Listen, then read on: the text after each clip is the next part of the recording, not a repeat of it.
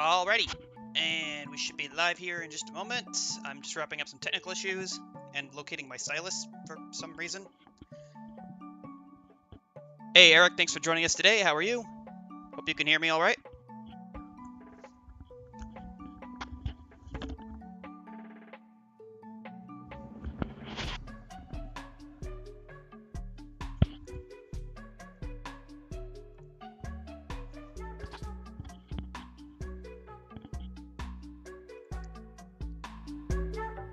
See if I can get that turned down just a little bit more.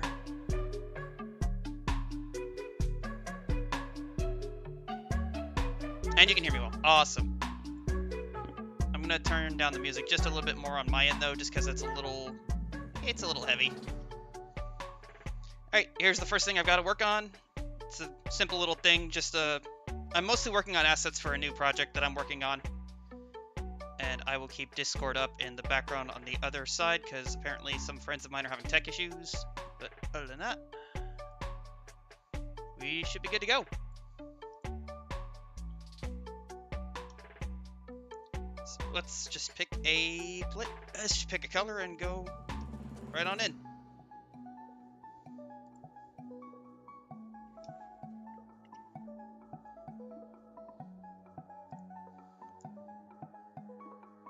That doesn't even look right. Hold on. That color doesn't look right. Should be white, right? Like, mostly white.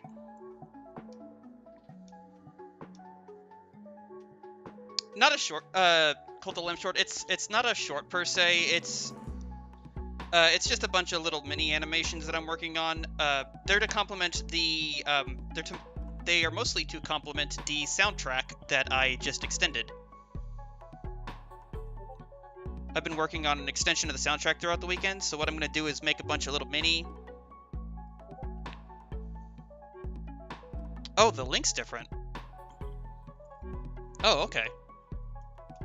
Huh, okay.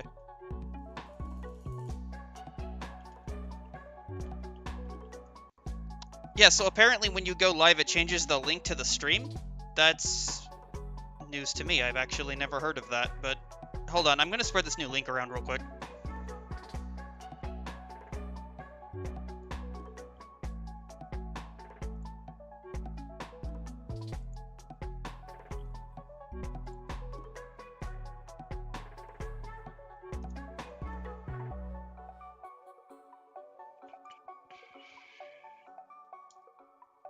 And you're already in here, Eric, but I'm going to go ahead and put this on the art page anyway, just in case.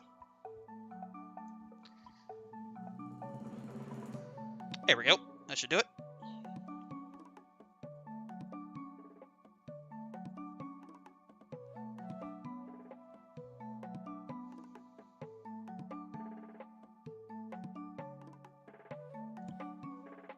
Got a couple other places I want to put this, but it's no big deal.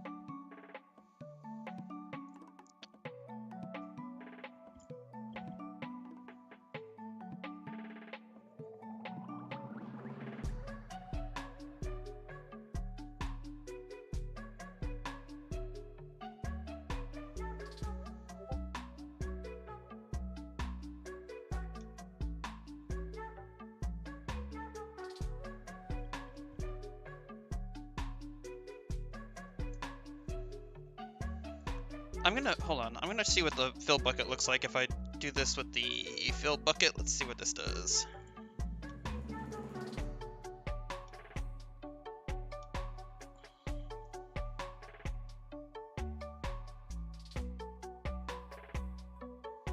That's a little better. I don't know, does this color look wrong? Does this color look off to you? Because it looks kind of weird to me.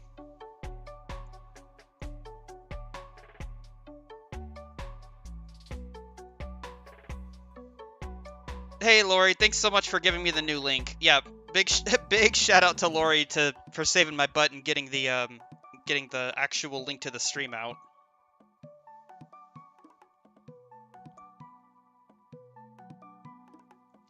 I'll have to figure out the next time I do one of these streams. I'm gonna have to figure out when exactly I'm gonna have to figure out what the new stream is. What's it? The new stream link, where to get it, and where to post it. Because yeah, I was telling Eric, for some reason it gives me a different link.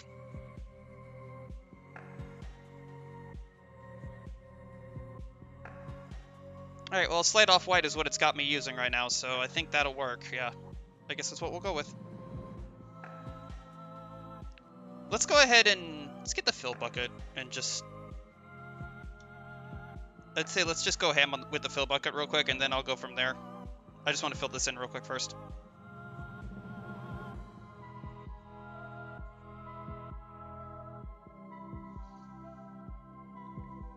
Yeah, everything I'm making today and a little bit of what I'll be making tomorrow is going to be assets for a couple micro animations, and they're going to be centered around the fleeces, actually, the side grades, because I've noticed nobody does artwork of them. I don't even think anyone really uses them per se. They kind of just exist. So I want to do something that's related to them.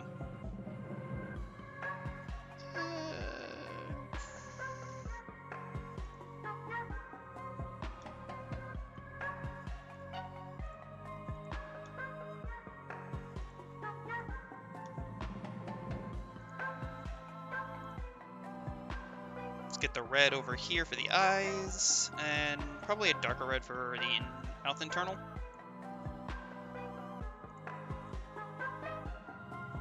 Straight white for the teeth. And I don't really have a...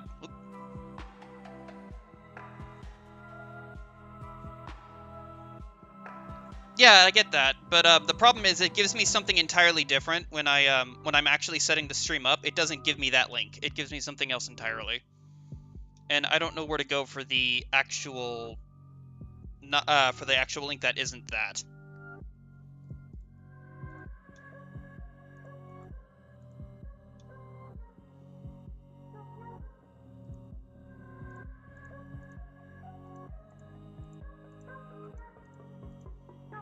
I'm just filling for right now. We'll make this look fancy after I've gotten all the fill done.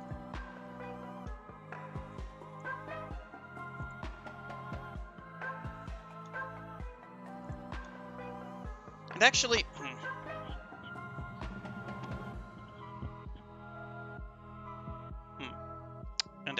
actually, there's not supposed to be an outline there. It just it goes from red to dark red here. So maybe I should get rid of that outline.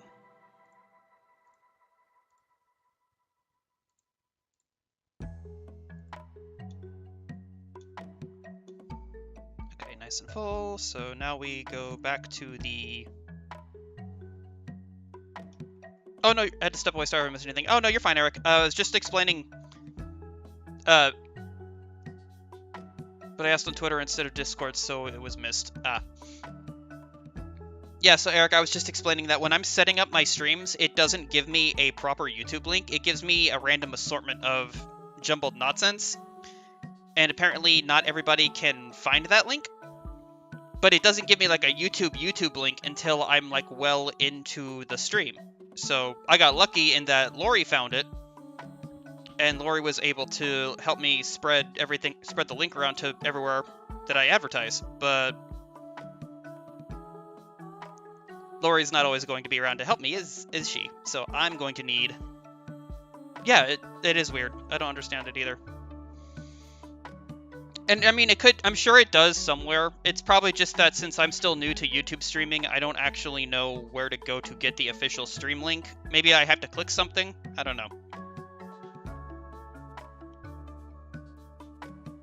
But now that I know that there's an actual link associated with the stream, I will probably... Okay, thanks, Lori.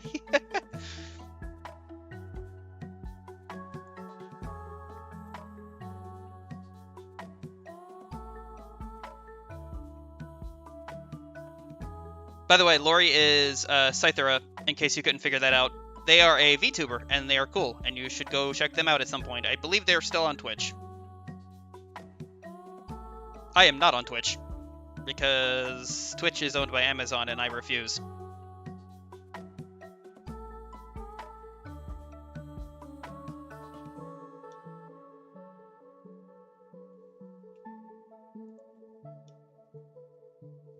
Alright, let's make another... Oh, you know what? I just realized I did all this on the wrong layer, I think. Hold on. Yep, I did. Oh well, I'll move that later.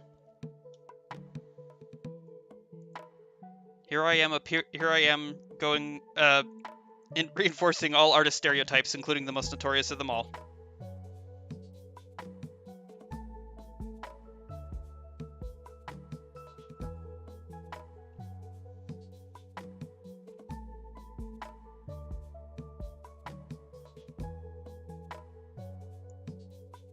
I got the link from going to the channel and copying the share link from the stream. Yeah, but, like, am I gonna have to do that too, even though I'm the one streaming? Like, I don't know, that seems counterproductive. I'm sure there's an actual way for me to just get a sharing link. Disdain for hands. No, although I have no particular... I have a particular disdain for hands. No, I was talking about how I did all of this coloring. All of this is on the wrong layer. It's on a bad layer. And it's on one of my reference layers, and I'm going to have to move the picture later. But that's fine. For right... And probably. Okay. That seems really counterproductive considering I'm the actual streamer, but what the hell? That's interesting. Why is this color different? That's not the correct color. It shouldn't be there. That's very odd.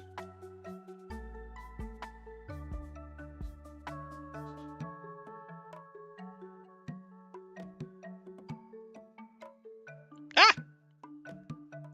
Hold on. That's weird. I wonder why the original white color I used is a different shade. That doesn't look right, but whatever, we'll figure it out. Oh, I should probably, you know, actually color his tongue. Their tongue.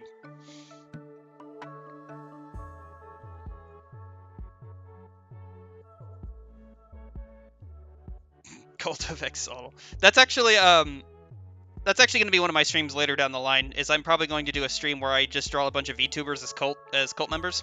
I think that could be fun. I'm going to wait until I get a bit of traction, though.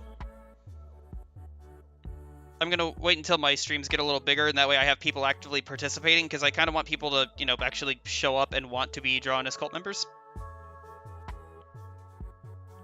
So I'm going to be saving that one for a later date. If you guys want to help me get the word out, that would be cool.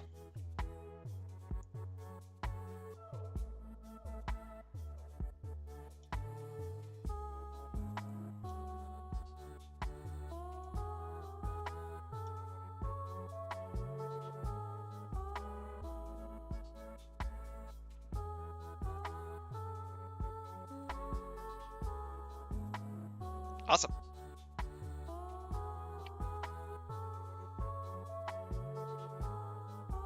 Lori, if you can talk to Lodi about it, we can... I can send Pantheon the message you want. Yeah, go for it. Just be sure to let her know that this isn't going to be anytime soon. Like I said, I want to grow my following first. And then, Lori, if you want to get in contact with Lodi, we can probably make the actual Cult of the Exotls happen. That would be hilarious. But I'm gonna need a lot more Exotls to make that happen. I don't even know if I'm saying that right.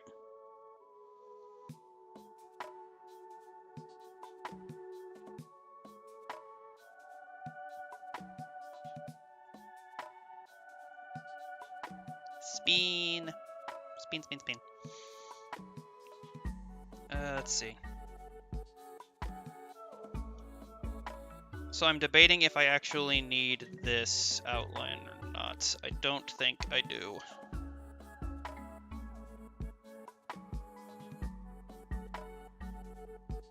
I'm always willing to help, and I don't think she will. Oh, really? Oh, that's unfortunate. BRB. Okay, Eric. See you when you get back.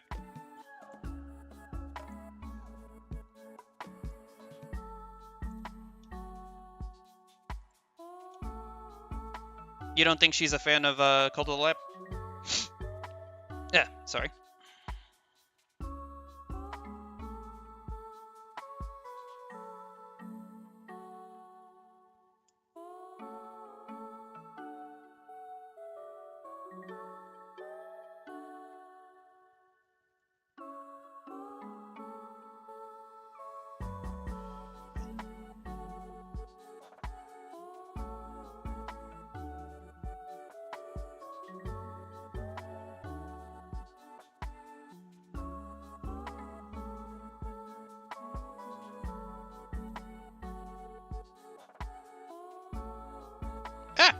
Be gone.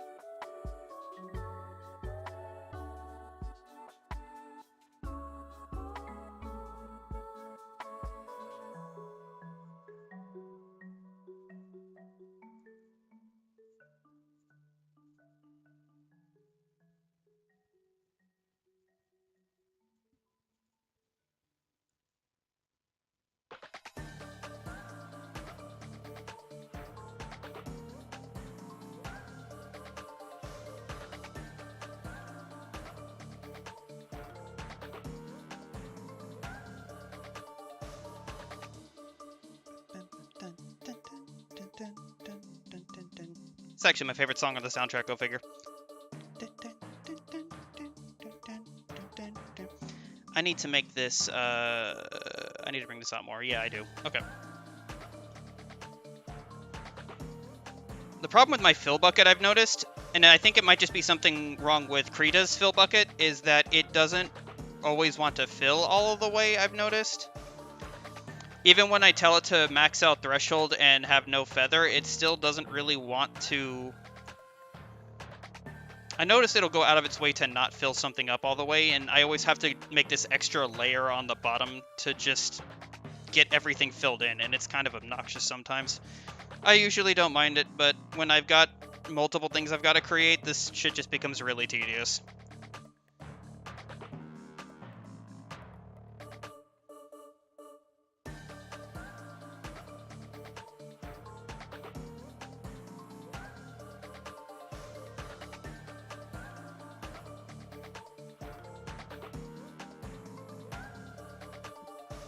Well, Doc, then why don't you just get Paint Tool SI? Paint Tool SI, they don't have these problems. Yes, but you see, Paint Tool SI costs money. And that's a problem in and of itself.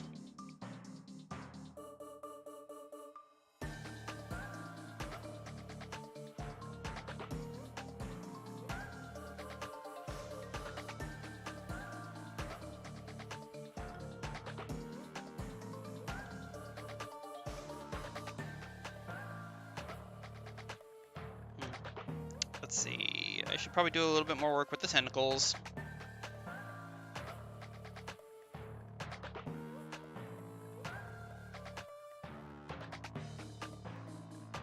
I'm a Clip Studio fanboy. I would be too if I could afford to be a Clip Studio fanboy, but I cannot. For it takes money to do that.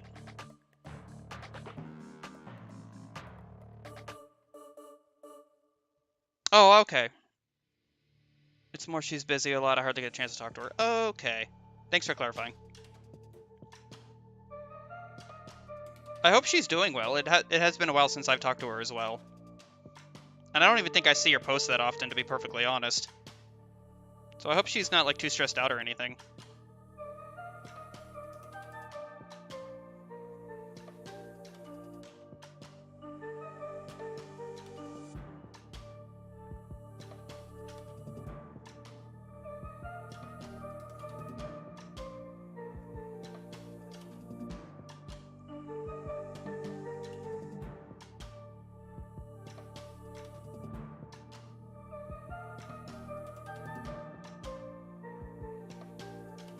Take off a little bit more of that.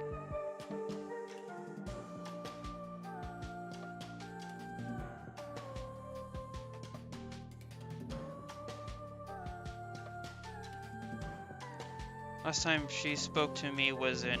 Oh, wow, all the way back in 9, huh? Yeah, so I guess she is really busy. I hope... Like I said, I hope it's nothing too stressful. She's a really sweet and really nice VTuber. I would hate for her to actually be overly stressed out about anything.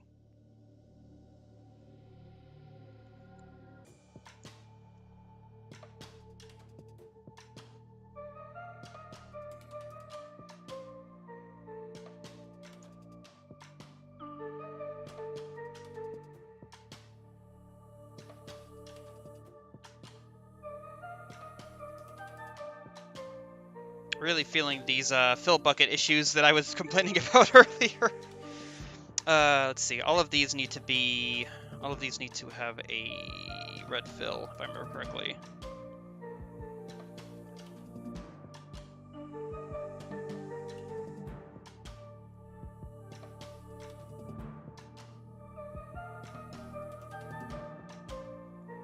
I'm sure she's okay. That's good.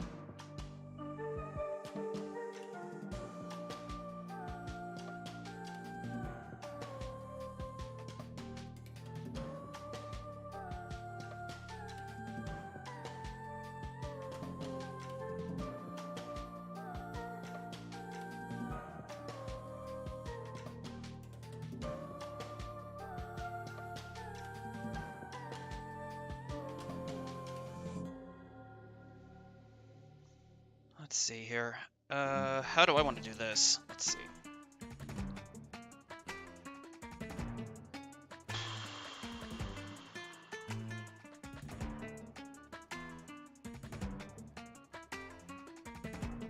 When did you play Colt, and did you have a favorite follower? So, let's see. I played Colt probably back in September, like late September.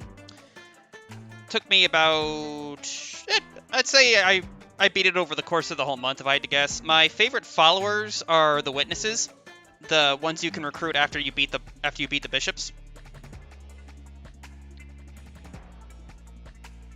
I just like how I like their design. I think they're really cool. I like their really cool demonic looking designs. I also found out that I think they, at least from what I've observed, I think they live a lot longer than standard cult members do. If you give them the skull necklace to extend their life, they're basically immortal. So my main enforcers in my cult right now are the 4 witnesses and Narinder, because, you know, I spared him because of course I did.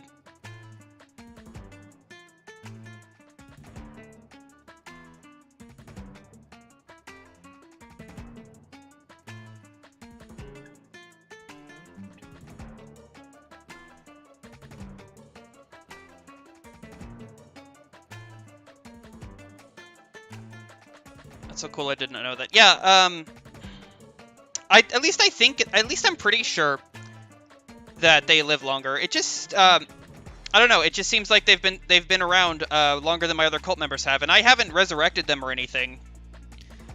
I've kind of just let them do their own thing, and they've just, I don't know, they've been around forever. I think one of my witnesses, the witness Agate, the first witness you get, I think he just recently hit old age, but it took him, like, he outlived, like, pretty much every single one of my first cult members. So it was just really cool to me to see that they lived that long. I don't know if that's intentional or not, but that just seems to be the case. And then, of course, even outside of that, I gave them all bone necklaces, so they're all living ridiculously long ages on top of that.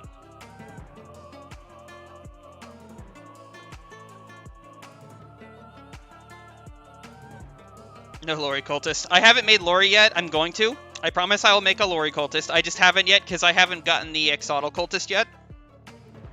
I'm still digging around trying to find it. It's at the, I'm pretty sure it's at the harbor, and it's one of the ones you have to buy.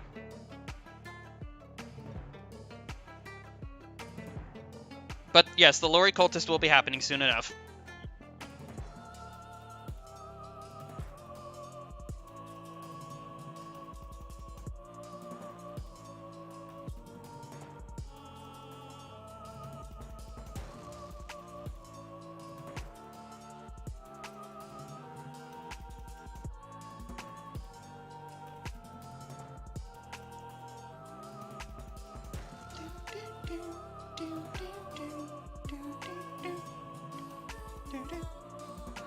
Am I enjoying the DLC? I haven't actually added anything from the DLC as of yet. I've been mostly concentrating on the Blood Moon ritual stuff. So I haven't actually done anything related to the DLC as of yet. Once November 10th drifts by and the Blood Moon stuff is over, I'll go back to checking out the DLC stuff. Thank you again for hooking me up with that, though. It is super cool.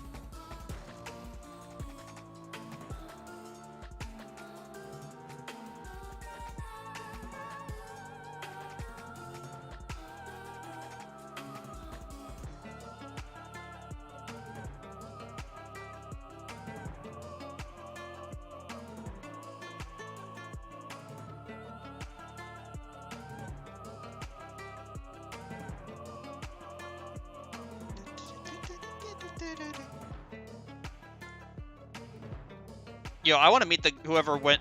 I want to talk shop with the guy who is going absolutely ham on the guitar in this song, because he is a legend. I love how hard the guitar goes on this song. It's super cool. I mean, granted, all of the songs in this soundtrack are phenomenal. It's just really good music. Which, can we talk about how, Laurie, if I remember correctly, this song didn't get a nomination for Best Soundtrack or anything like that in the Golden Joystick, right? I think the only options that it got were, like, Best Indie Game and Best Art Design. And I think that's a crying shame.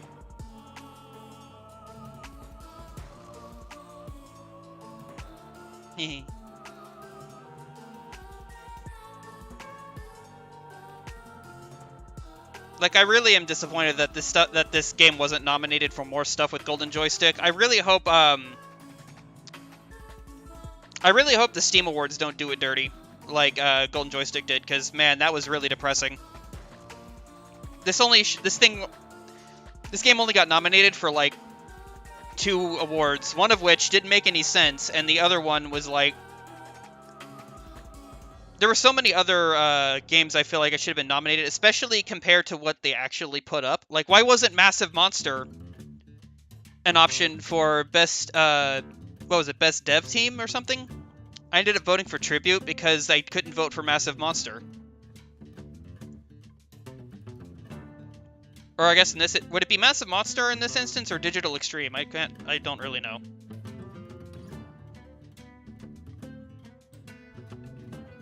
Either way, neither one of them were an option, and it was really depressing.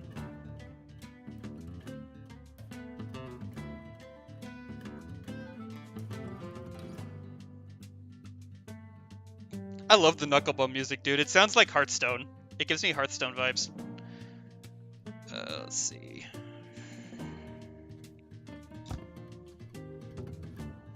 As far as outlines go for this, I think I'm gonna actually fill this one in all the way. Let's make this bigger. This doesn't need to be this small. I need more room to work with. There you go. Let's actually go all the way on this one.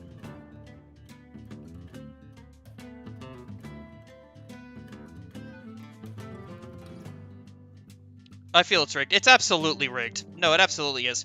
There were so many things that were nominated that either no one had ever heard of or just didn't deserve anything. Like, oh my god, which one? There was one of the AAA games got nominated for something stupid, and I just...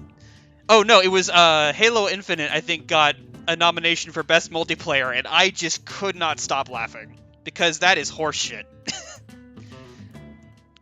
Halo Infinite has been jacked with so hard, it should not have gotten any nominations for anything, let alone multiplayer. Like, that game is just not functioning right now. So yeah, I just hope that,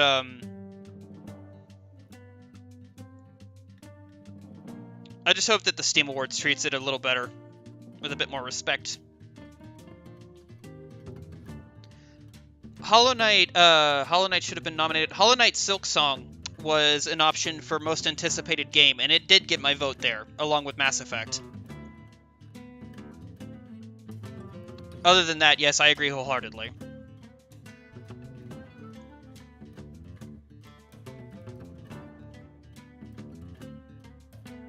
It would have been really cool to see Hollow Knight up for just any nomination in general, really.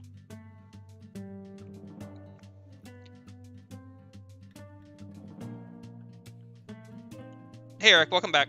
We were discussing the Golden Joystick Awards and how absolutely rigged they were. Because they were absolutely rigged.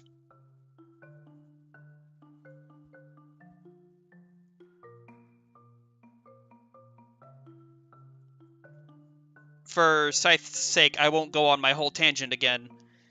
But there was a bunch of stuff. Basically, there were a bunch of nominations that did not make any goddamn sense.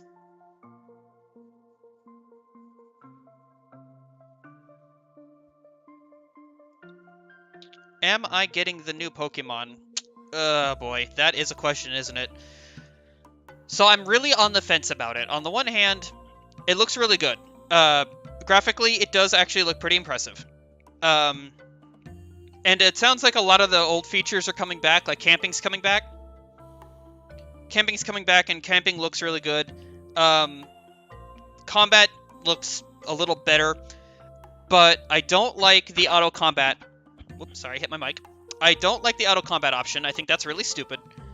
There's a bunch of stuff that Legends of Arceus did that they're not doing that I don't agree, and that's a damn shame. That game should have, honestly, Legends of Arceus should have been the gold standard for Pokemon games moving forward. Like, that should have been the baseline, and it should have been improved from there, but they just didn't do that. Also, I don't like how the main protagonists look. That's my biggest issue with the game, is that, and this is going to sound stupid, but the fact that the main protagonists genuinely look like they're 10 years old kind of bugs me.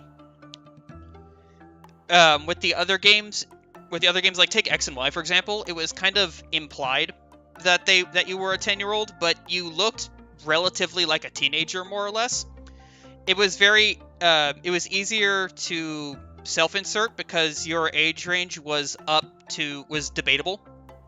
At least you had an apparent age range that was debatable. In Scarlet and Violet, you just straight up look like a 10-year-old. You look like a kindergartner. It's just really weird to me. It's kind of off-putting. So with how off-putting the art style is, I don't know if I'm going to get it or not. It's got me really, really on the fence. I'll fill this one in all the way, why not?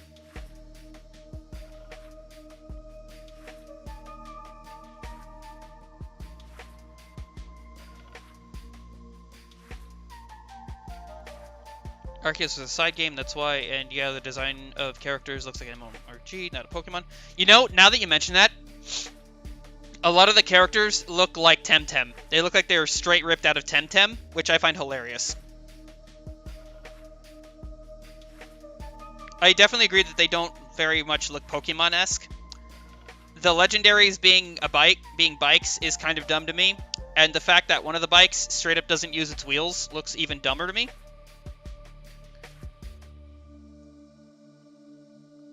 And honestly, a lot of the new designs just don't look original. They really don't.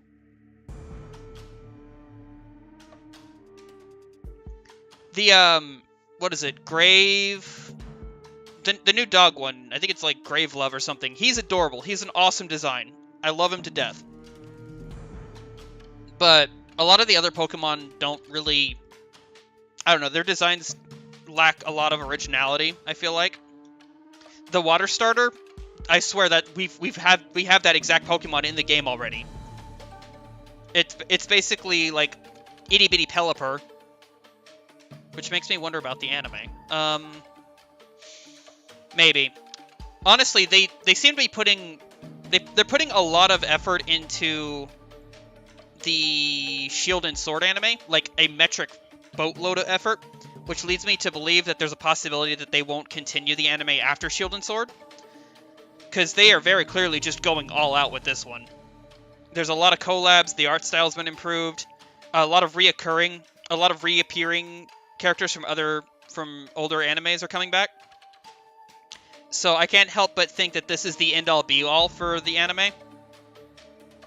And they just might not do a Scarlet Violet anime. Part of me hopes they don't. I've been really enjoying the Shield and Sword anime, honestly. I think it's a good note to end on.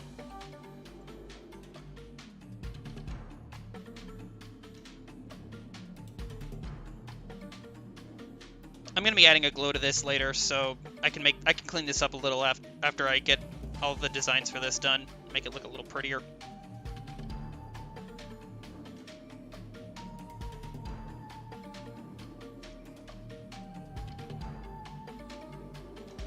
I need to find someone to get all the starters. See, I'm the opposite. I don't really give a shit about the starters. I never did. I think the last time I actually cared about my starting Pokemon was maybe... Well, I was going to say Gold and Silver, but that's not true, because Sun and Moon, I actually did. I loved Brionne a lot. I loved Poplio's line a lot, but specifically because of Brionne. So I can't say that I've never cared about the starters, but usually, as soon as I get one of my mainstay team members, I bank my starter like immediately. So it was kind of I don't know. I'm not really interested in collecting the starters at all.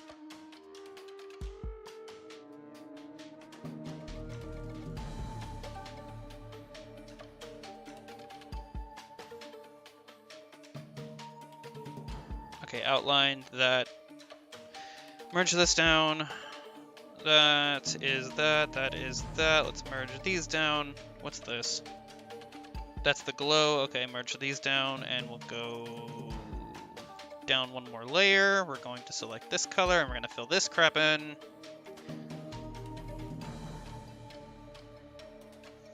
I had a Mudkip. I never evolved it up to like level 60-ish.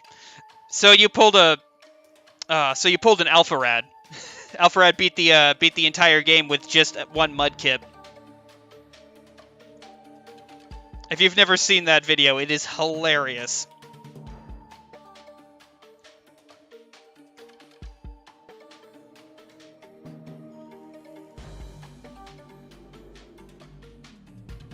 Can I go underneath this? I can go underneath this. Okay, thank you, layering. So let's just scribble all this in.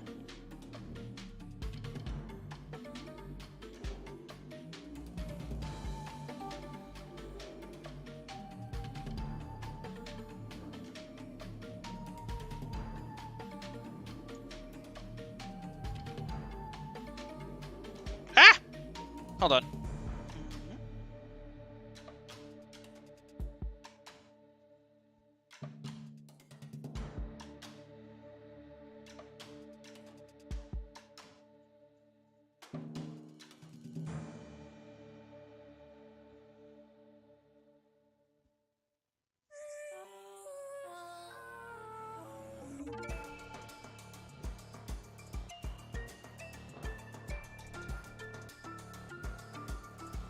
Oh, good. We've entered Anura.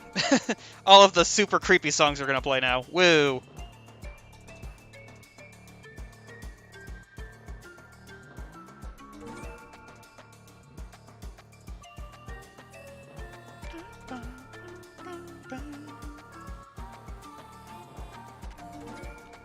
I'm hoping Ditto is in the game. If Ditto's not in the game, I'm pretty sure there's going to be riots in the streets. Like, they can't take Ditto out of the game. He's a breeding staple. He's got to be in every game. If they ever take Ditto out of any of the Pokemon game, there'll be a worse controversy than Dexit.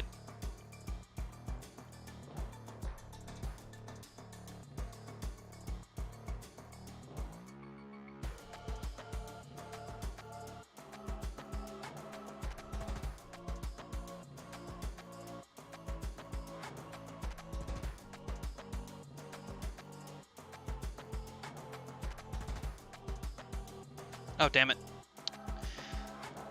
Layering isn't all it's cracked up to be. Okay, this goes here. This is excess, so let's erase. Oop, smaller. There we go. But he's not in all games. Which game was he not in? Ditto was in every game, to my knowledge. You know, well, no, I was gonna say besides the ones he didn't exist in, but he's one of the original 150. The way that they show hidden stats now, I don't see them making their game less available to the hardcore audience. Oh, absolutely not. Pokemon has been baby's first MMO for a while now. It's not going to be attractive to a hardcore audience for probably not for ever, for the remainder of time. It's very clearly the direction they want to take. They want Pokemon to be an RPG introduction, at least from what I'm seeing. And I'm not going to complain. Pokemon's a really awesome way to get kids interested in RPG games. Like, if a kid falls in love with Pokemon and then jumps off to the next Final Fantasy game, you know, more power to them. The problem is that all of the original players of Pokemon are all a bunch of old farts in their 30s now, so they want the game to evolve with them, but that's never been what Pokemon's been about. Pokemon has almost always exclusively been baby's first RPG. So that in and of itself has its own myriad of problems.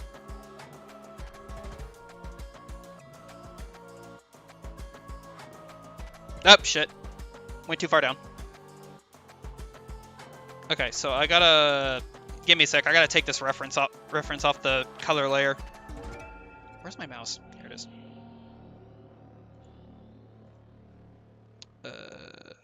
Come on.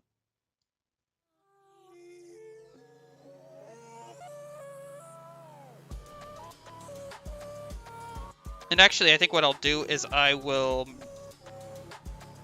merge all the refs into one layer. There we go. Keep everything nice and organized.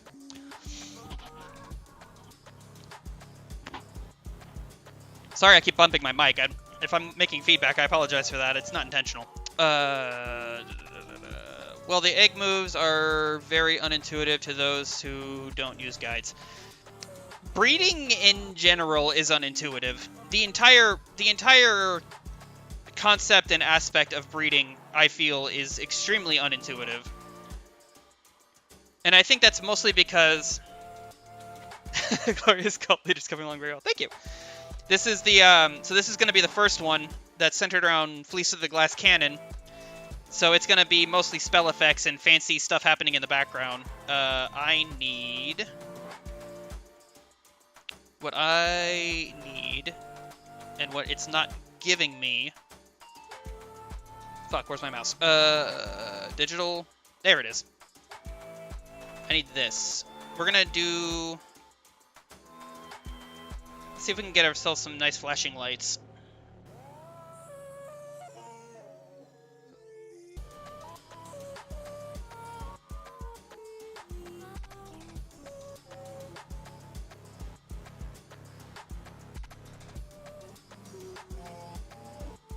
I've got a glow option as one of my layer options, so in theory, once I do this, I can... Let's see. Oh, that's weird. But I'm going to remember that. That's actually kind of cool. Overlay? Not overlay. Okay. Wow, these all look bad. Inverse subtract. That's a thing. Hold on. Where's my soft glow option? Lighten? Maybe. I think what I need is overlay, honestly. I wasn't going for, like, the darker shade. I was going for the overlay. I mean, that kind of does it. That kind of does what I'm looking for.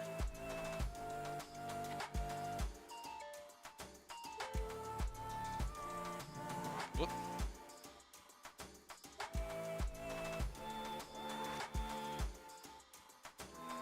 Okay, and then we make this a bit smaller. Yeah, that kind of does what I wanted to do.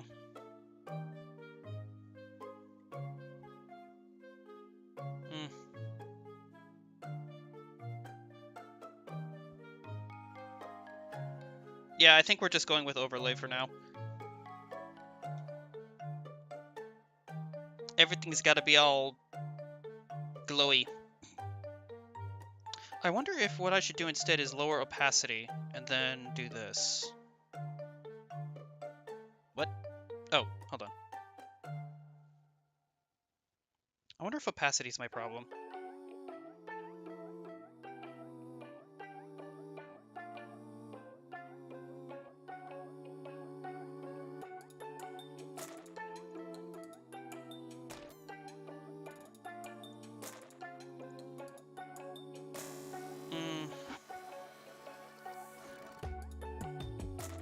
The soundtrack rocks so hard, right?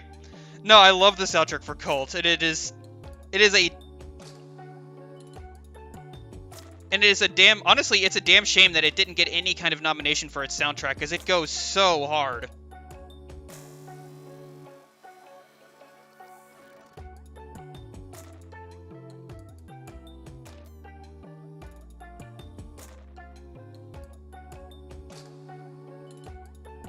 And I do find it funny that there's this nice mix of stuff that just slaps and other stuff that's just straight up kooky.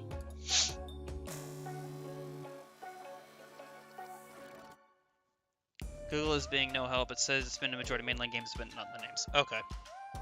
Oh, yeah, I'm talking about Ditto again? Yeah. Like I said, I actually find it odd that Ditto isn't in every game, just because of how much of a breeding staple he is. And breeding is like a bred Pokemon is the difference between competitive viability and not, at least as far as I can tell. It doesn't make any sense to not include him in basically every game.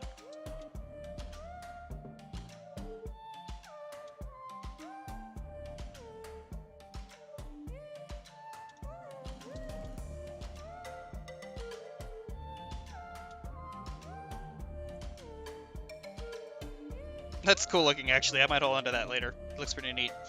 What am I need? I need my references to go away. Okay, so let's do that. Let's go to you.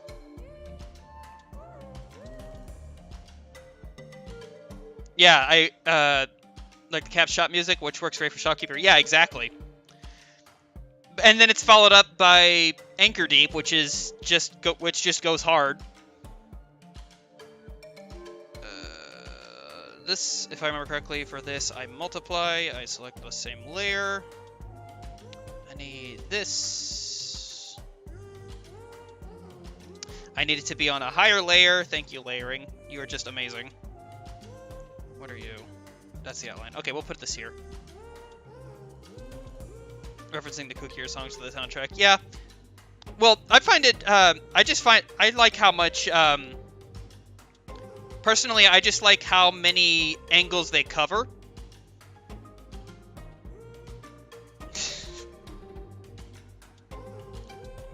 I just want my 6 IV Japanese Ditto.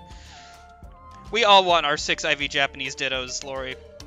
Everybody wants a 6 IV Japanese Ditto.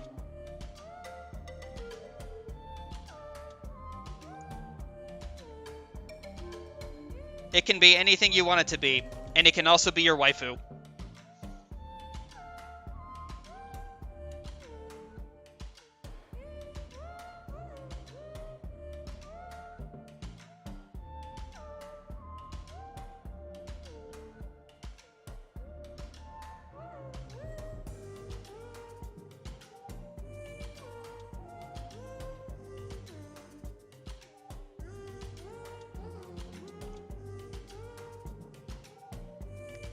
I erased too much. Oh, you do have one. Okay. Are you, is it chilling out in Pokemon Home or something? Is that what you mean? You're just waiting for a game where you can transfer it over?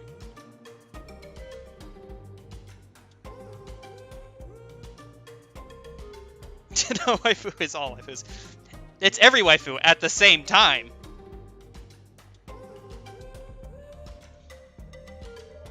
It can be your waifu and your laifu.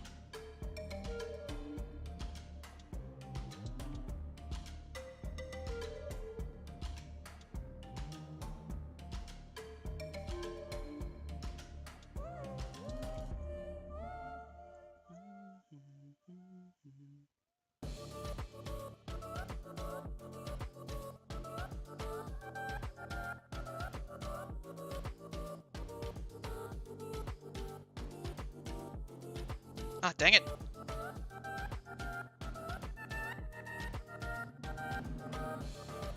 There it goes.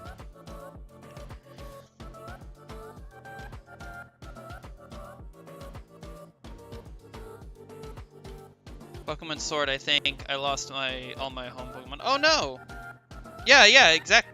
I didn't even realize Eric said that. Yes, exactly. Oh no, that actually sucks immensely. I'm sorry to hear that, Lori.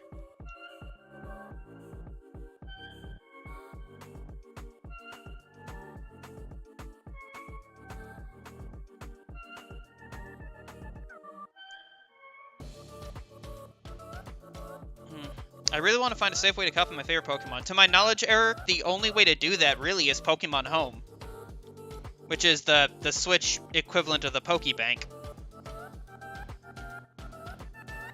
But I guess Home's lifespan is quite literally connected to the lifespan of the Switch, so I guess even that's not 100% safe.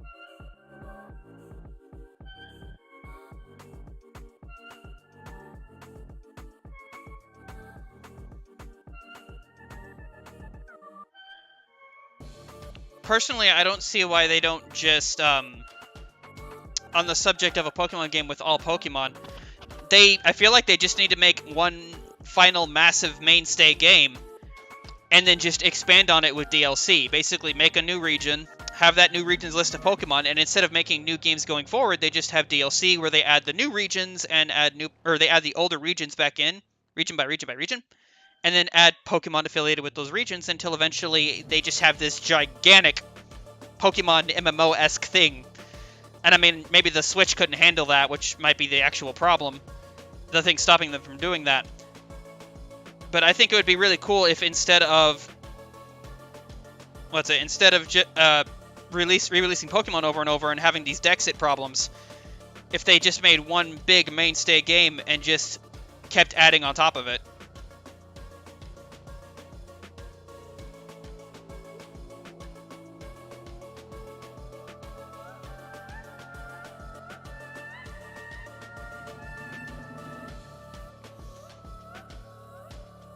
I think there are online versions. There are online versions, but they're not legitimate. Those are illegitimate versions of the game. Yeah, they're not official. So an MMORPG... I don't know if MMORPG... I mean, it's about as much as an MMORPG as the mainstay Pokemon games are. Sure, there would be, like, online raids and stuff to interact with other people, but for the most part, it's just you on your own journey. It would literally just be a main Pokemon game. And instead of creating new games afterwards, they just keep building on this current game with the old regions, the old Pokemon, and the old game staples. Like, you start off in this new region, and let's say DLC 1, you go to Alola, and you participate in the Alola trials. DLC 2, you go to, I don't know, Sinnoh, and then you get a secret base. DLC 3, you go to the Shield and Sword area, the name escapes me, and you get to learn how to camp. Like, does that make sense?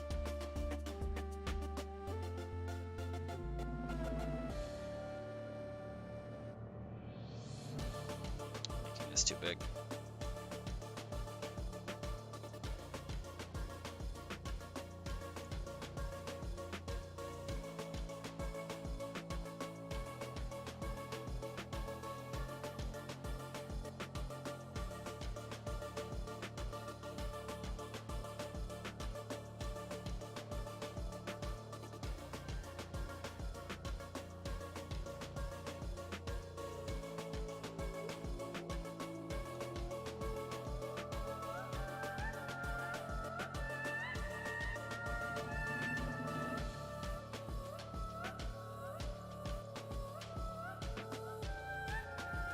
So, World of Warcraft. The challenge would be once you're at endgame, no matter how much they did, you will always be stuck with the eternal endgame with the easy leveling of new Pokemon. As much as I love shiny hunting, endgame did lose a lot of luster. It did. Admittedly, my favorite endgame of any Pokemon game was the X and Y one, where you got access to that battle mansion or whatever it was called. But honestly, the only reason why I liked it so much was because it had a co-op option. The 2v2s in X and Y, where you and a buddy go through the tower, was really fun. And honestly, I think that's what endgame for Pokemon should be. Endgame for Pokemon should be strictly cooperative stuff where you play with friends.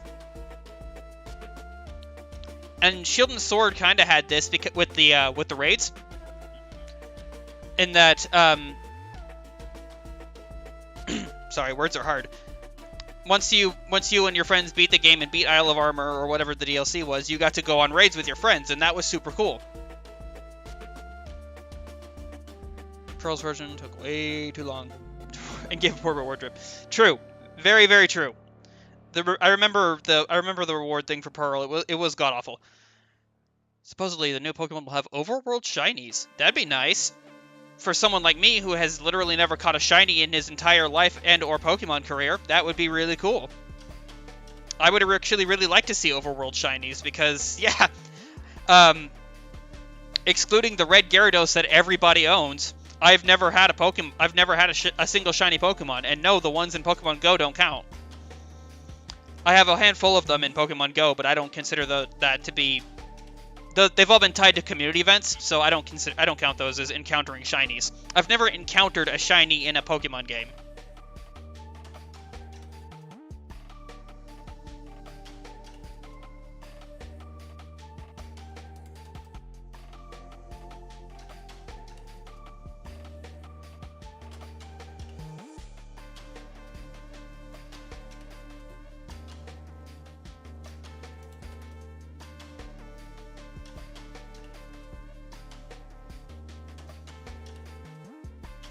It would be really nice to have just any opportunity to actually have my own shiny for a change, because, yeah,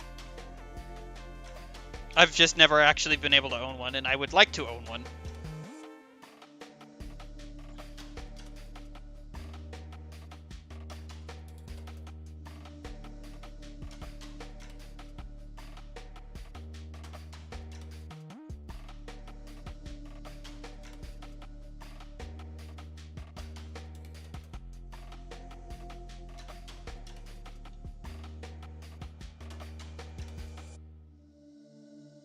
Alright, here's our core picture.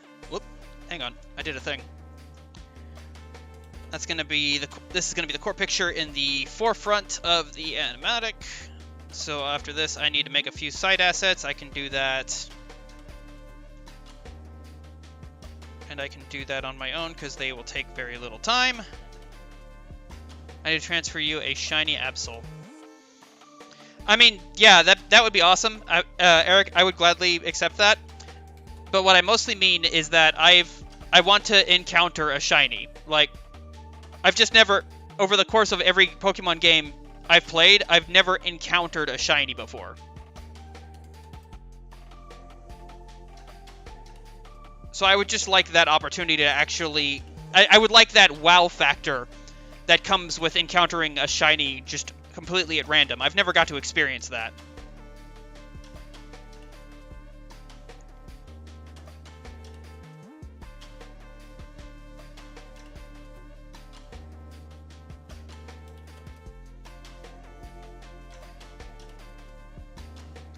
But then again, my encounter luck is just in general really awful. When it took me, when I play I guess the only Pokemon game I've ever done multiple playthroughs of is Gold and Silver. And I didn't encounter a legendary dog until my second Gold playthrough. I did a playthrough of Silver and then 2 playthroughs of Gold. And I didn't randomly encounter any of the legendary dogs until the 3rd playthrough, my second Gold playthrough.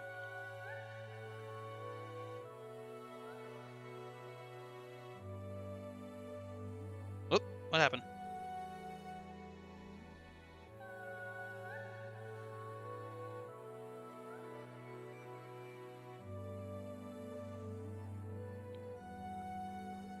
So yeah, it's not necessarily just shiny luck. My luck with encounters in general is really bad.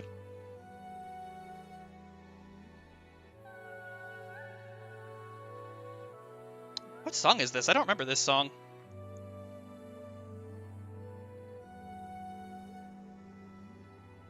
No, seriously, what song is this? Ratau.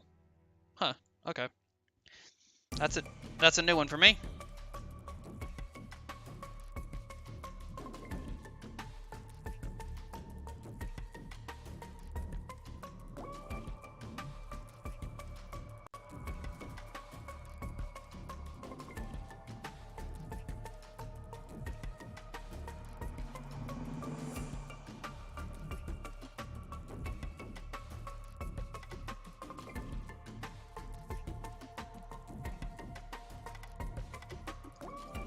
Bro found like 5 naturally. Wow. I love the GS games. Blew my 10-year-old brain back in the day. Hell yeah. It was when you got to... Yeah, it was when you go to the healing areas. It's really cool.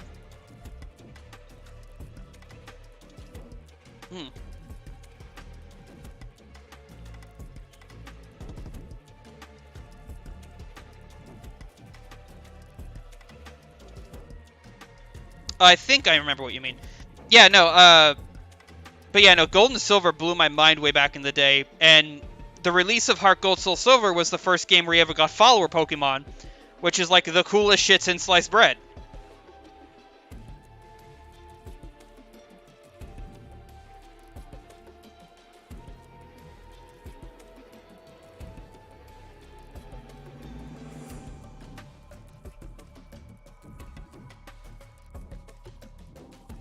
What are you doing? Hold on. You need to calm down, Grady. You're having an episode. Something's funky is going on. Give me a sec. I'm gonna save.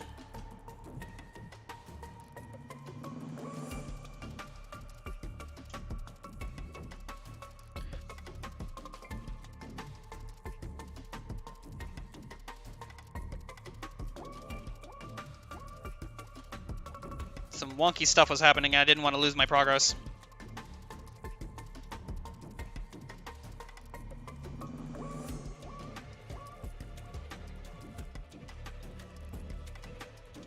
Alright, I'm going to do one more quick layer of... Whoop. My thing decided to not work. There it goes. Alright, we're going to do one more quick layer of spray paint. A spray paint overlay, as it were.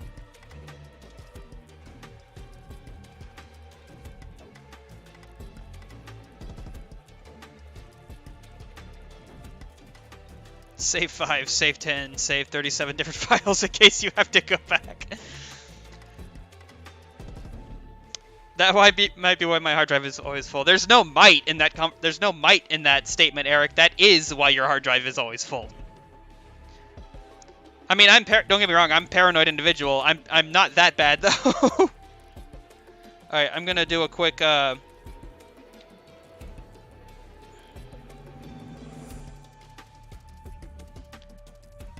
We do a little overlay.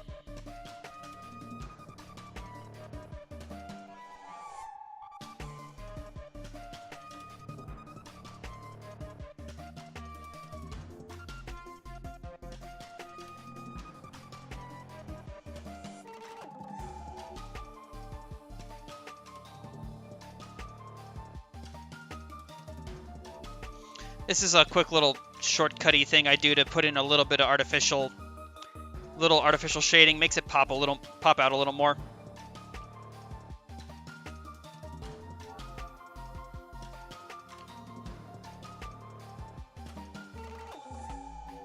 Little bit of extra shadow, make it feel that much more lifelike.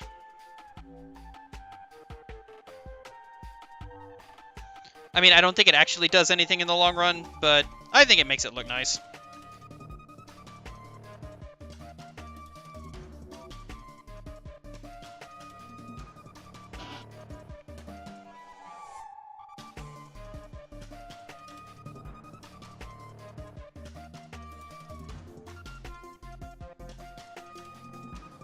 Plus, it's the right kind of thick, heavy atmosphere you want for Cult of the Lamb fan art. Let's make my thing a little bigger.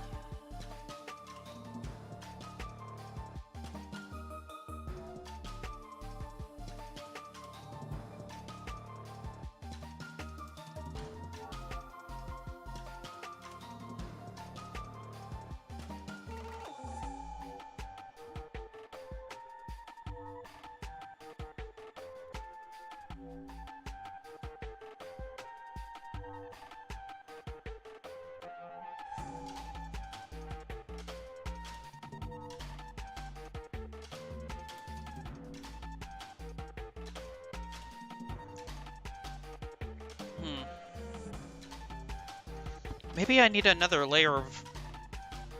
Maybe I need another layer of red on the tentacles, because that doesn't really look like it's glowing a whole lot on...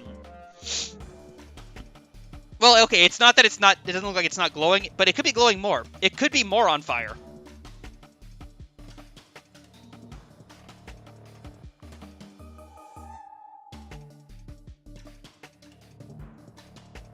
Let's say 75. There we go. And then I think I want another... That's overlay.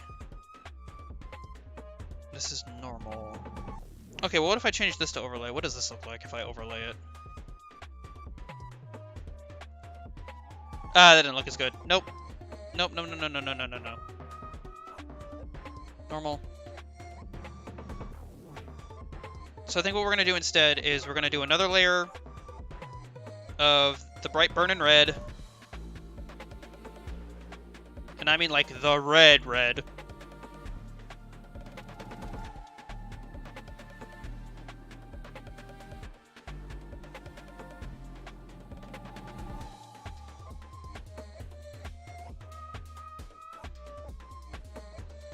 And then we can dim this down just a little bit.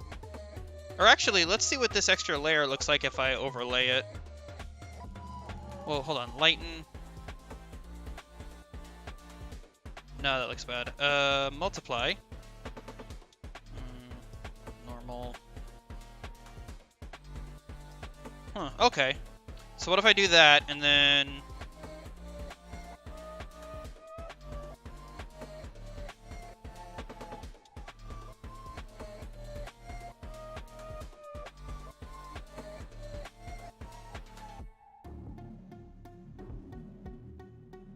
Red, red, not like that sad, pathetic orange red or green red.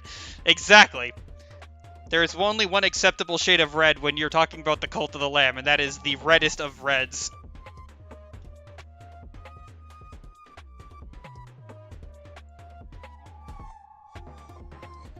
Alright. So I think he looks good. Let's see.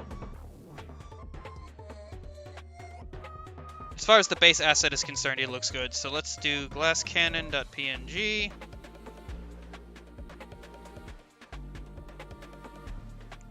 All right.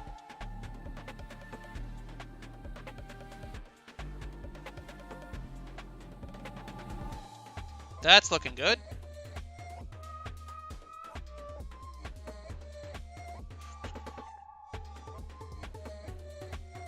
Where did I put those? Alright, now I just gotta find the other one. Where did I put it? Oh, wait. Animations. Yeah, they're all in here.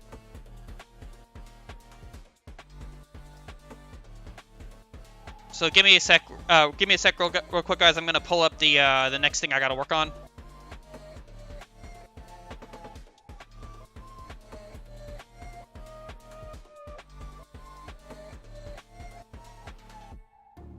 Should be this one. Yep. All right. Open in a new document. This is the next one we're working on. It's the one for Golden Fleece. So we just finished. We just finished Fleece of the Glass Cannon. This is Fleece of the Gold. This is Golden Fleece.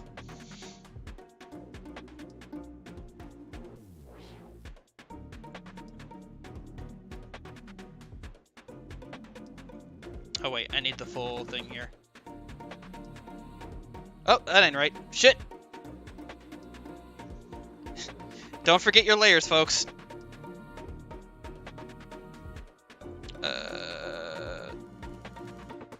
Okay, so hold on. Tools. Why isn't tools coming up?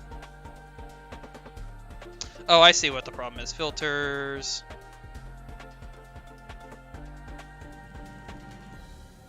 Color to alpha. There we go. Let's get rid of all that. There we go. That's the good shit.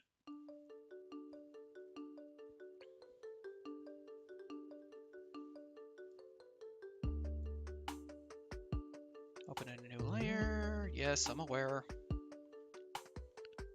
Let's bring our references back. Just in case we need them. Oh my god, why are you so big? You should not be that big.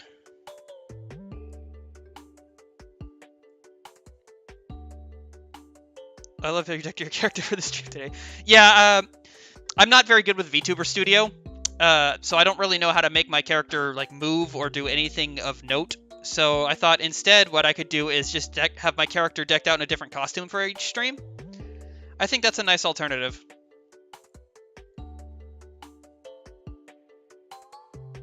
Where the frick? There they are. Grab all these.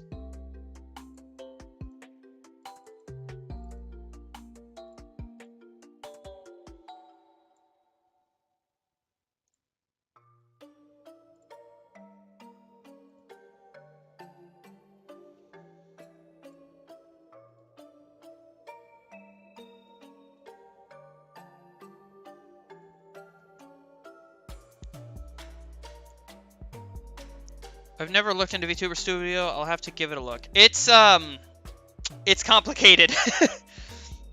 To be fair, I didn't use VTuber Studio. I should be more specific. I didn't use VTuber Studio. I tried using Live2D. Because apparently Live2D is the one that you use if you want to be a PNG tuber. But I could not for the life of me figure it out.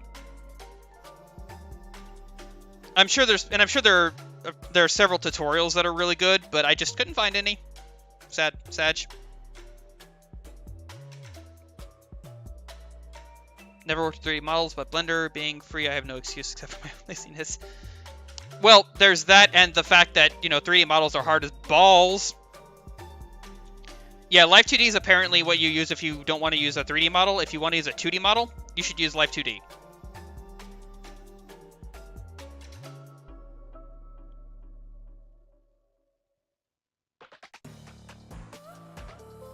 Different outfit for streams. Yeah, that's the idea. I want to try and have a unique outfit for every... that's going to be on theme for everything I stream. So yeah, this is my Cult of the Lamb outfit. I've got one for when I make Night in the Woods stuff. I made an outfit for Drake Hollow, but I never got around to making anything for that game. Well, at least not on stream. One better be Lori's outfit. Sight, that doesn't make any sense. Like, maybe I could do an outfit of my character dressed up as an Axolotl or something like that, but I don't really have a reason to dress up as Lori.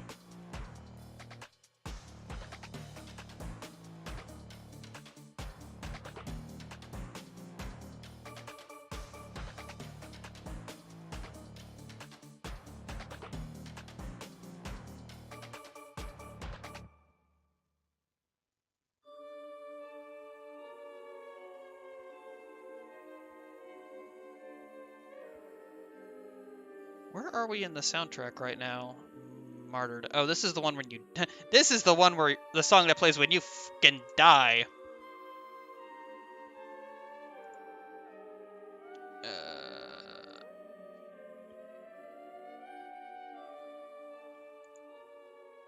Only checker's fine.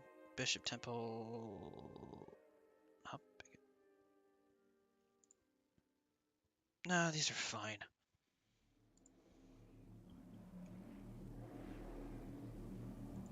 Witnesses. Oh, there is a song for the Witnesses. It's just short as all hell.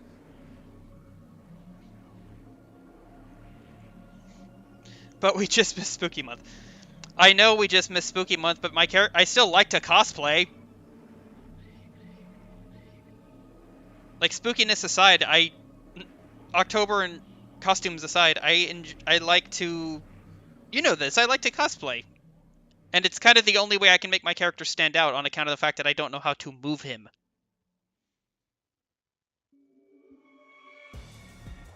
Ooh, okay. You guys get a little treat now. So this song is playing right now. It's actually a remix that I put up on my YouTube channel the other day. It's a combination of the songs for First Son Baal and Second Son Aemon. And it's one of two remixes that I'm going to be putting into this final product, essentially. Once all these assets are done, I'm going to be doing, and I get the animations going, This is going to be one of the 2 remixes I'm going to do. The other one being a combination of the 2 songs that play when you fight the one who waits.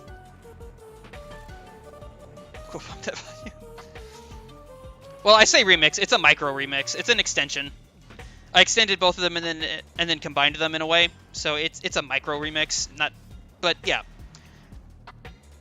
this is going to be one of the 2 songs that I put a bunch of extra effort into, essentially, when I extended the soundtrack. So I'm really proud of how it turned out, and it'll be in the final product once I get all these little assets finished.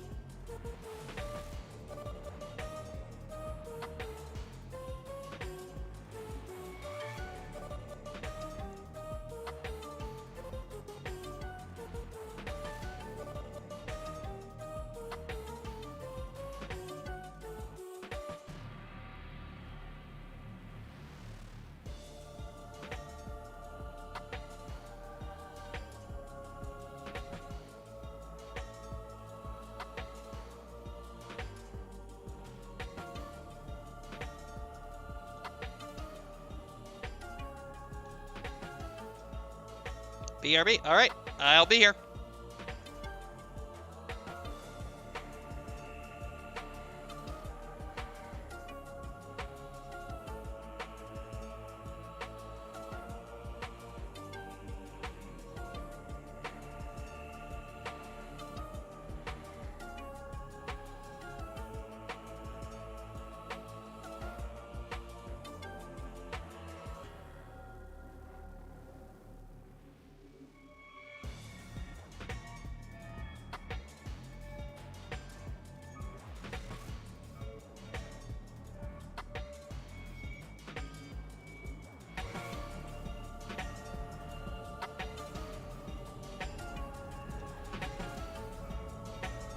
Come on, work with me here. There we go.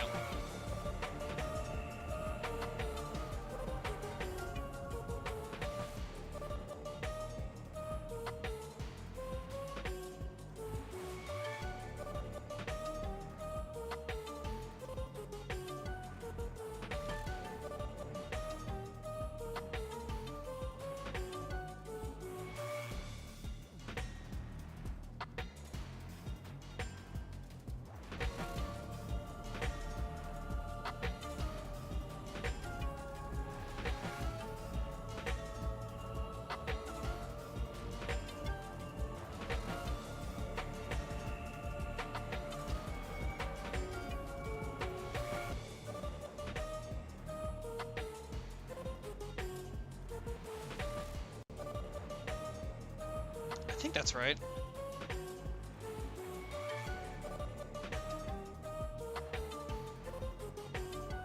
I freaking did it again.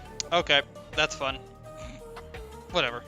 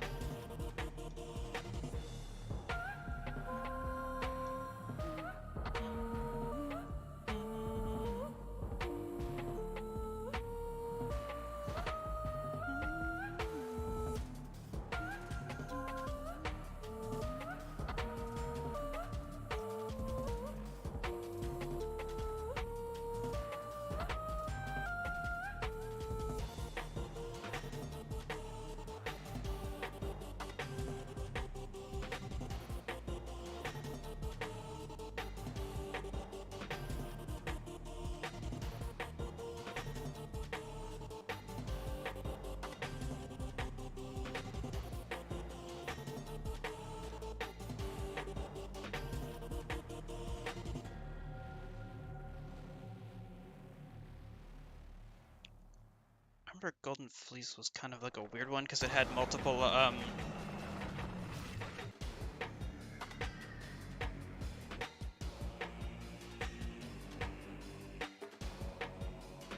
Golden Fleece was weird because this one had a bunch of shiny shit on the logo.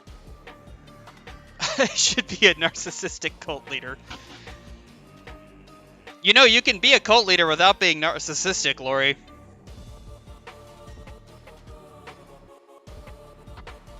You know what I just realized?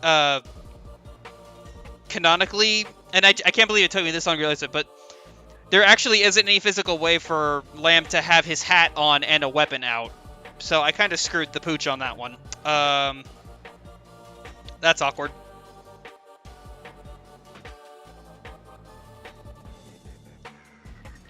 Well, try not to think too hard about that, guys.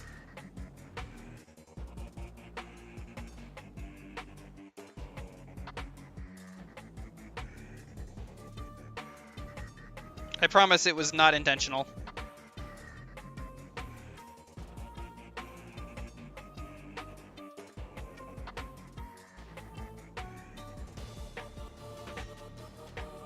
We're gonna be doing a bit of we do a bit of Charlotte.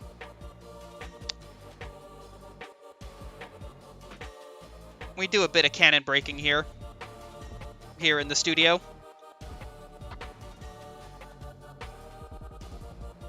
But if I'm not narcissistic, I can't name all of my followers Lori. I mean, I suppose that makes sense. So what? It's going to be the Cult of the Lori. It's going to be Cult of Lori, and you're just going to name... And all of your followers are going to be... Are they literally going to be named Lori? Or are you going to name them... Or are they going to be called the Loris?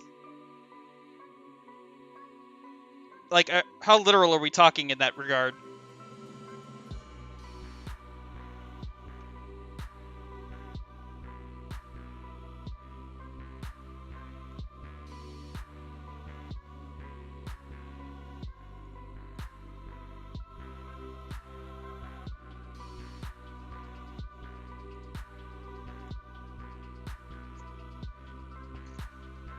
Yeah.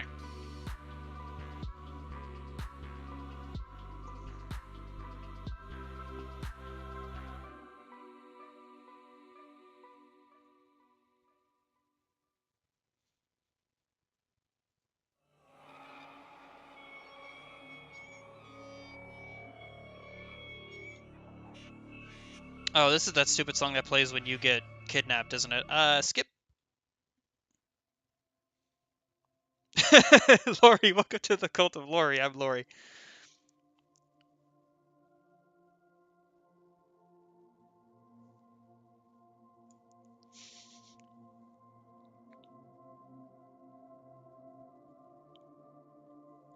Everyone gets a Lori. You get a Lori, and you get a Lori. Everyone deserves a Lori.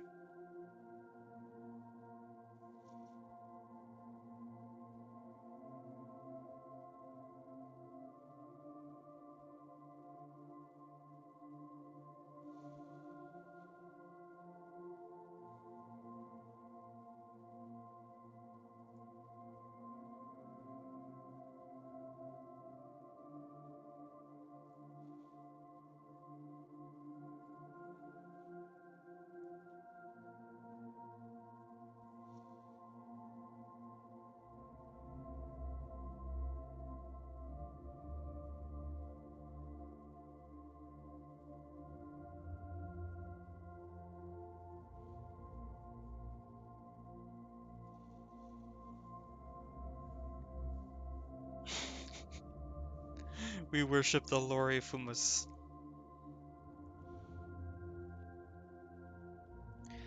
Does your cult practice sacrifice or ascension, Lori?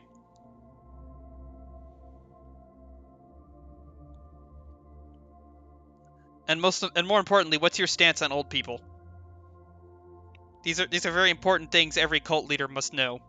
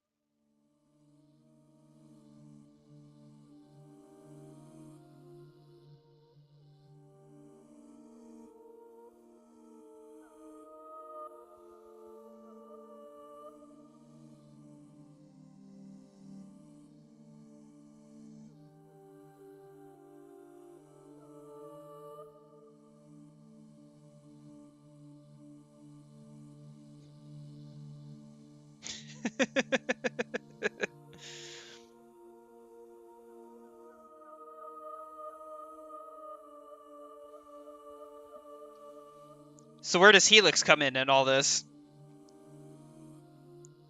If all is of Lori, where does Helix come in? How is he involved?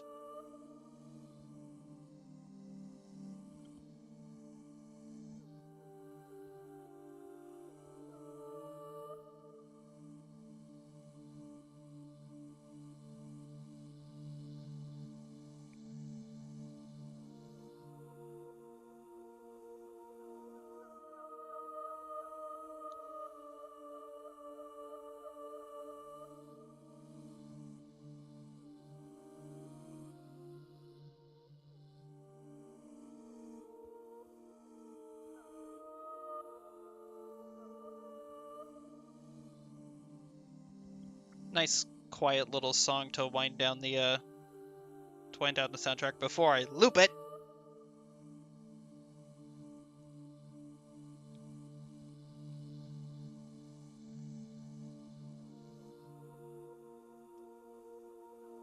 Because for some reason I didn't think this shit through and I only picked one soundtrack to play, so I guess we're looping it at least once. The Lonely Shack.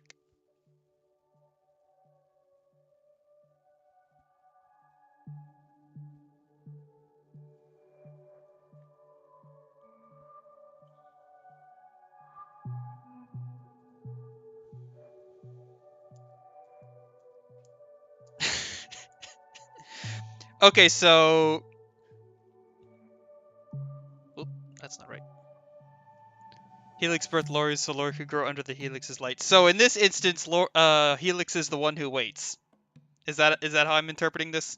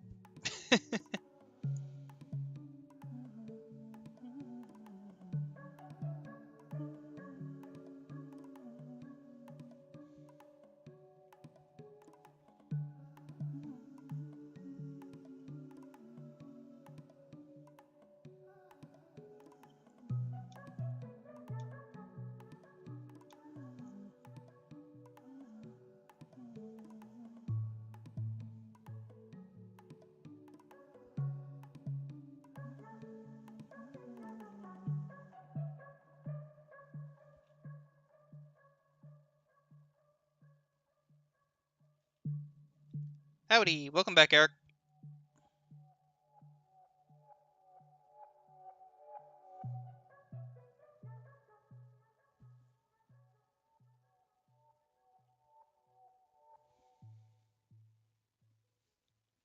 Lori and I were discussing the finer technicalities of owning a cult.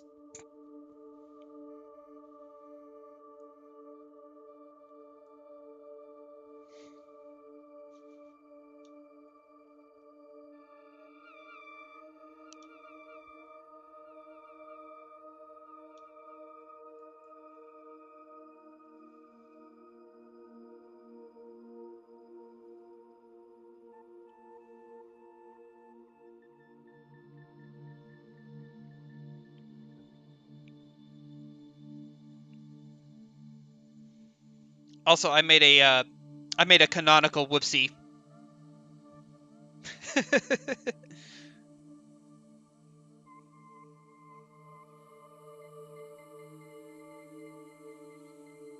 Yeah, as I was working on this drawing, I realized I made a bit of a canonical oopsie, but it's too late, and / I'm too lazy to fix it, so people are just gonna have to put up with it.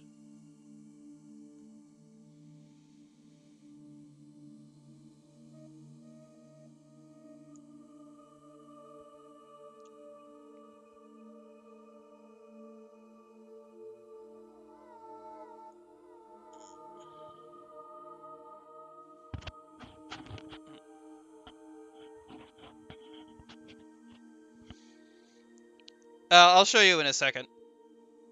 Assuming I can stop assassinating my mic for like 5 seconds.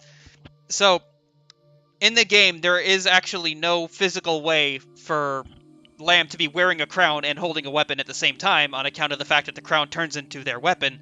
So the fact that I have a crown on Lamb's head and a weapon in their hand is technically a canonical oopsie. Because this is actually something that is entirely impossible to happen in the game, but I'm too lazy to fix it. So, yeah.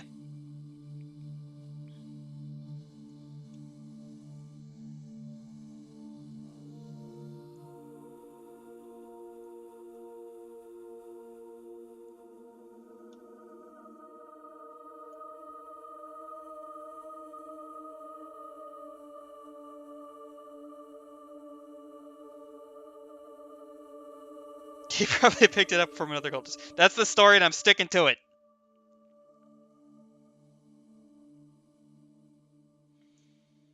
That works for me. That's the story, and I'm sticking to it.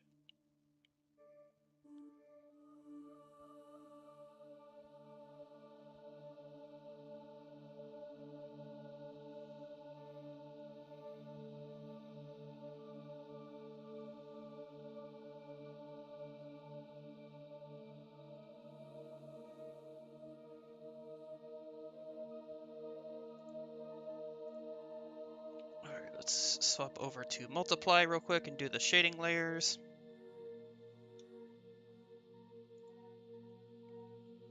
And actually what I'm going to do specifically for this one is this is going to be on its own layer.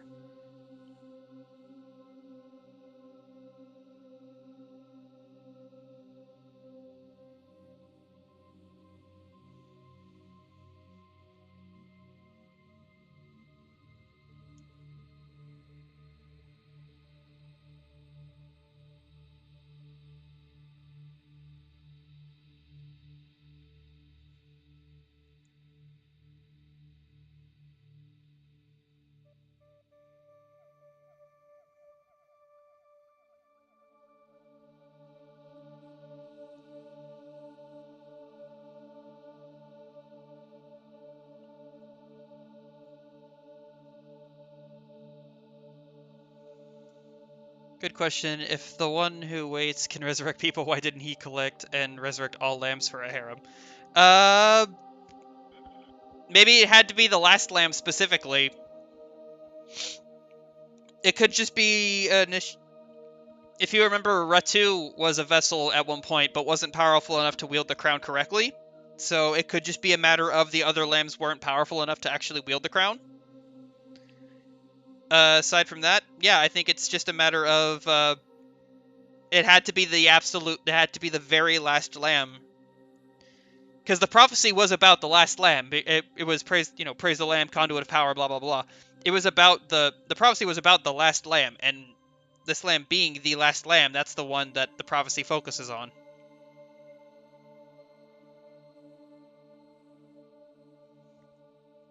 Now, if we're talking strictly outside of the now if we're talking about outside of the actual game lore,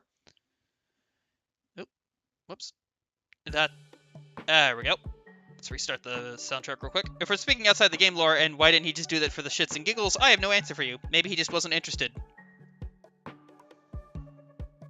I mean, obviously, this lamb is best lamb. There's clearly no substitute. So maybe all the other lambs were just inferior.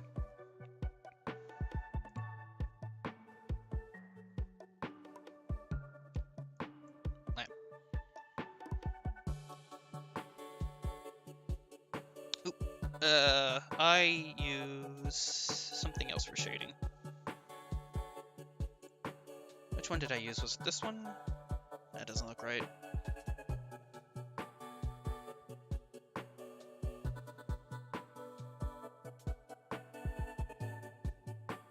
I wanted to use something different for shading. Hold on. Sketch maybe. Oh, not that. We're gonna be playing around with the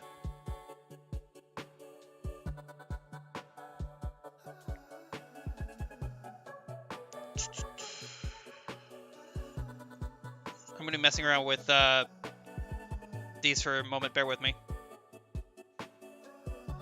You know what? I think this will work. Yeah, this will work. I just gotta make it smaller.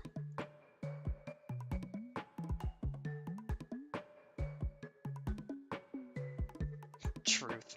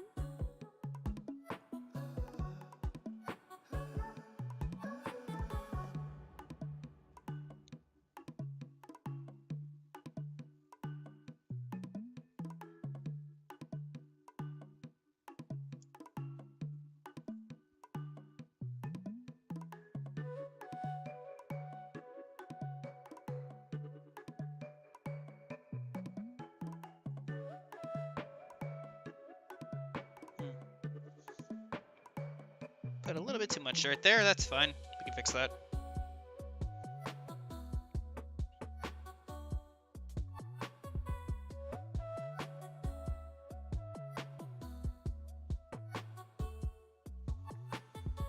If you think about it, if the prophecy was for the last lamb, it would have propagated the lambs. I would have propagated the lambs. That's true, actually. That's very true. That I genuinely don't have an answer for you about.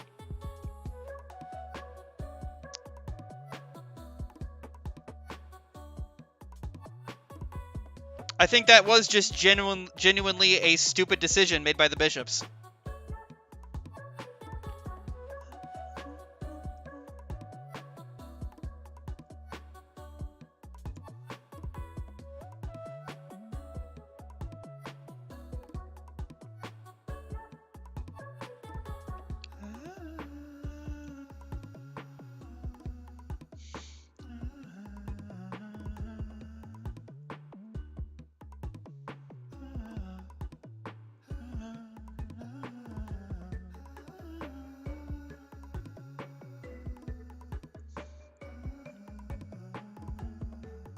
Faith wanted to die.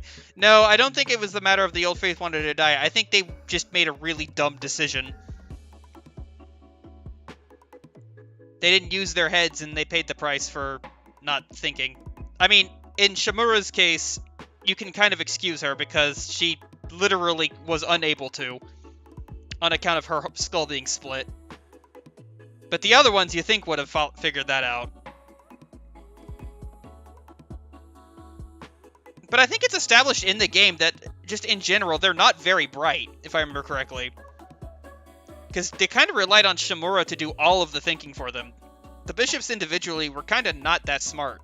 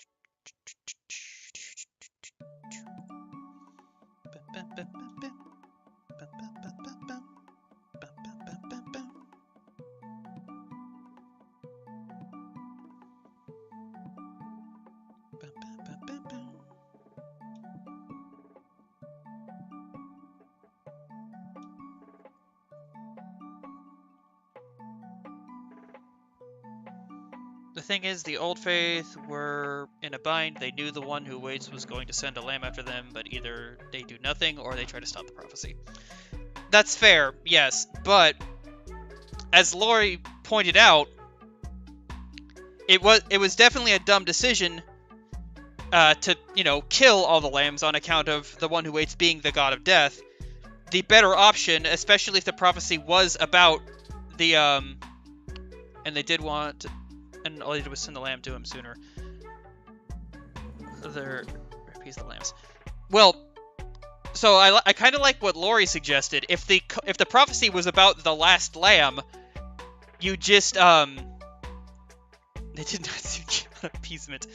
But yeah, with, the prophecy was about the last lamb being the conduit of power. So what they could have done to bypass the prophecy was simply mass propagate the lambs.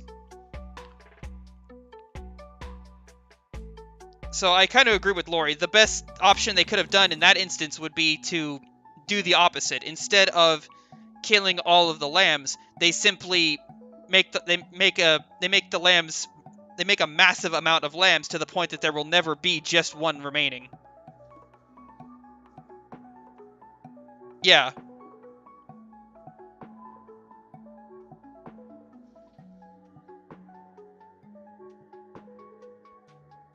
That does seem kind of brilliant when you think about it.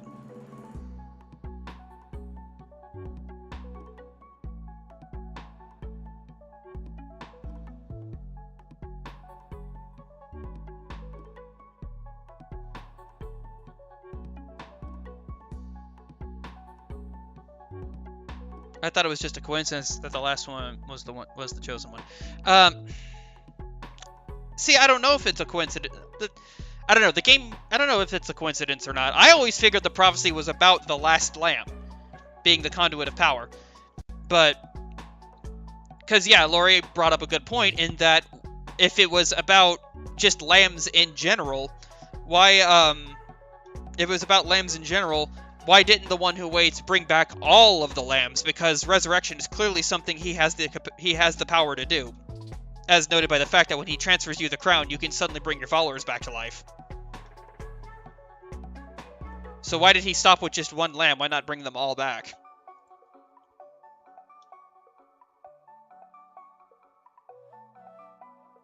I don't know, it's stuff that makes you think. Stuff that makes you go,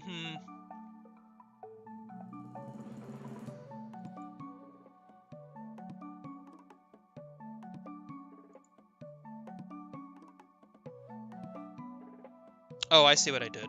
No, shit. Oh no, that does need to die down a bit. Okay. This needs to be all the way up, I guess. You can't really tell, can you?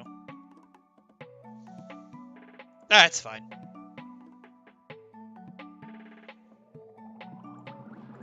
You know, I genuinely don't know. Maybe it is a coincidence, but it doesn't change the fact that the bishops of the Old Faith were not very intelligent.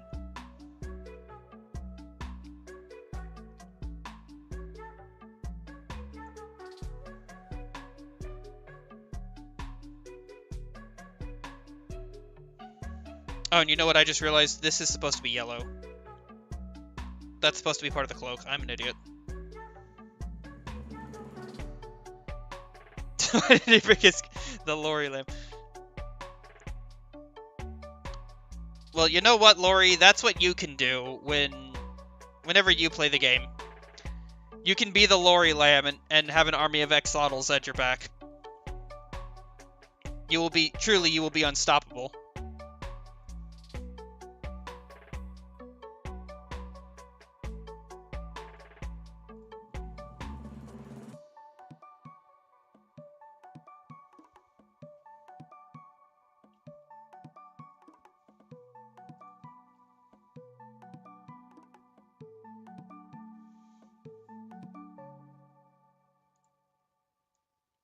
I feel like even the one who waits would regret that decision.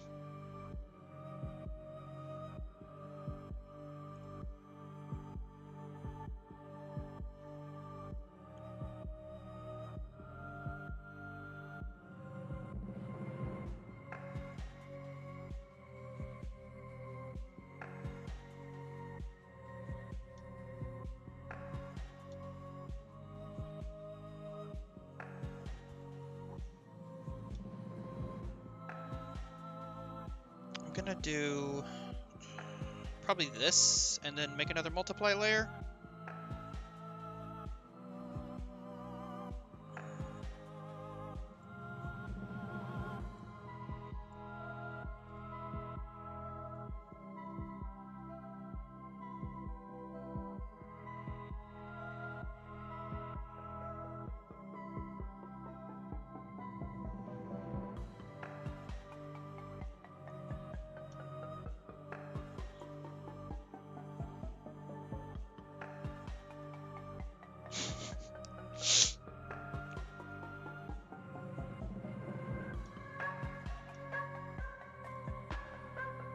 All Lori followers, interlopers will be used in the name of Lori.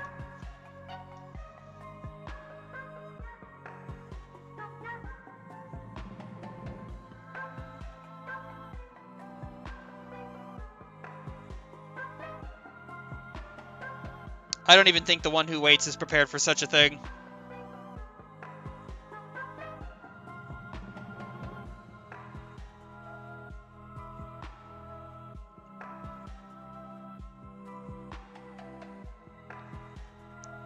Truly, the Lotto crown will be the most powerful crown of them all.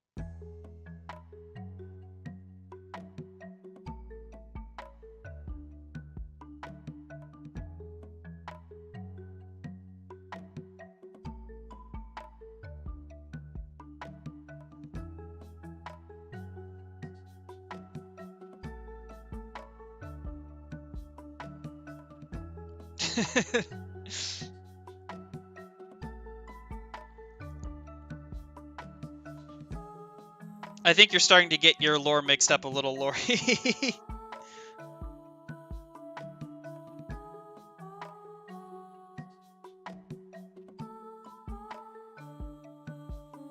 You're starting to cross the wires here. That's dangerous.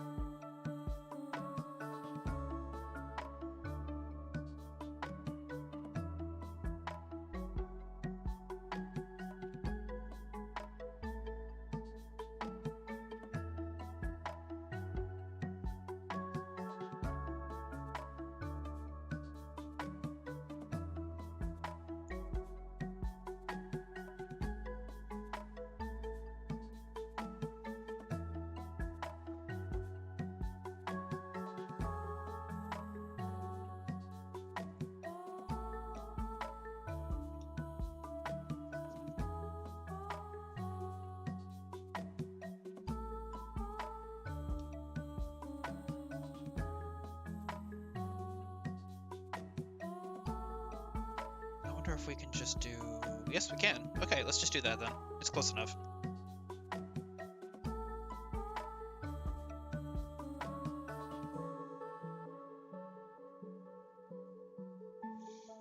And actually, that's more or less the exact shade I need it to be for what... for that little area near the bottom I want to use. It's only dangerous if we eat the wires. I respectfully disagree. I think crossing wires in general is pretty bad.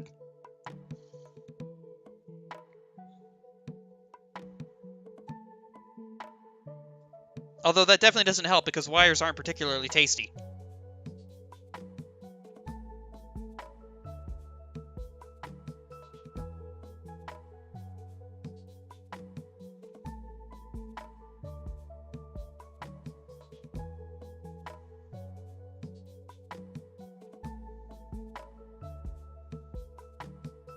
Lori doesn't. No, Lori does.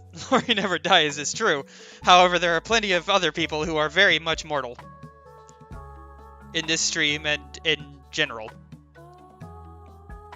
Lori is forever, but not the person sitting next to Lori.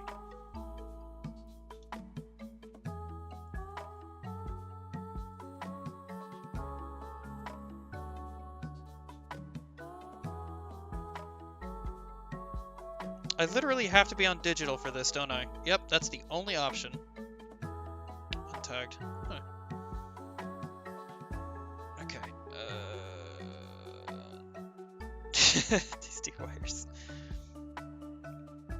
This is the greatest song in the world. Overlay.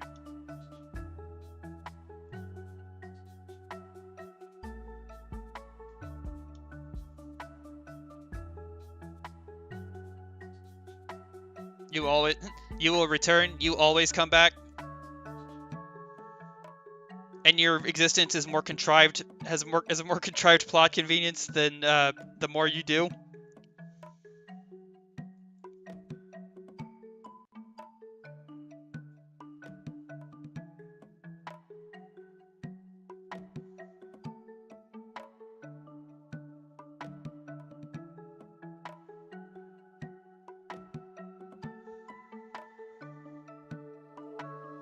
Maybe I should just do... What's burn look like if I... What does it look like if I burn this? That's interesting. Okay, so what if we do this, then we go half opacity, erase, and we start ticking away at it.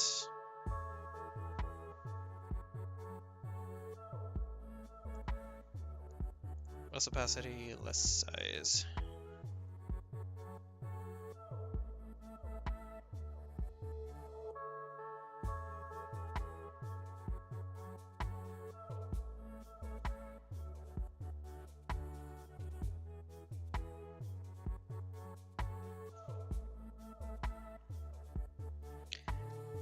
You know, I never thought about using burn for this, but it actually is making their appearance slightly golden.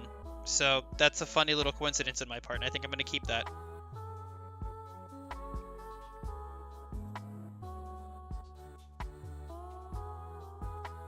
The old bonefish from SpongeBob. That might be after my time, admittedly. I don't remember anything about the old bonefish.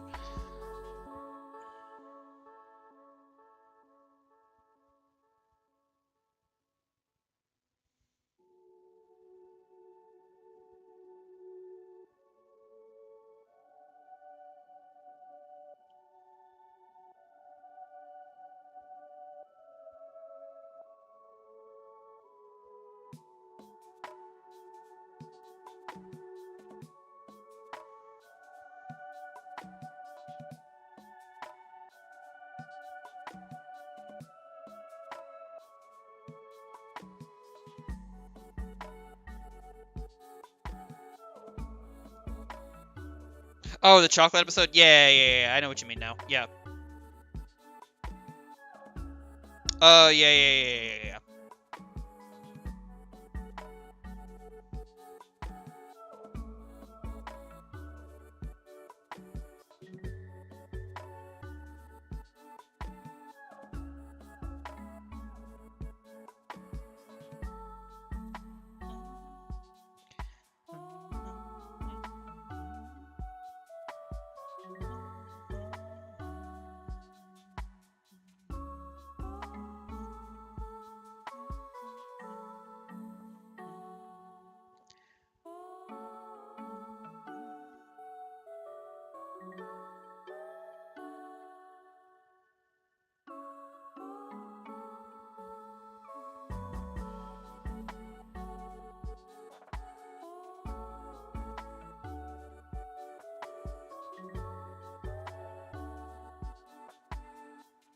Looking good, thank you, Eric. Yeah, this one was gonna highlight this one for Golden Fleece is supposed to put a lot more emphasis on the fact that you take double damage when you're hit. So I kind of wanted to use something referencing what Lamb looks like when they only have one heart left, which is they've got that beat up, they've got that sort of beat up looking appearance.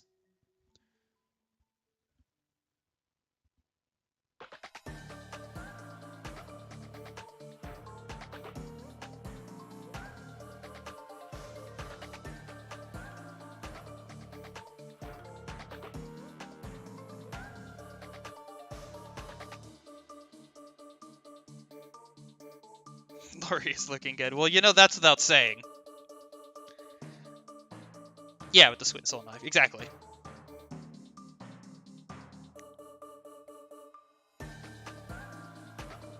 Let's see here.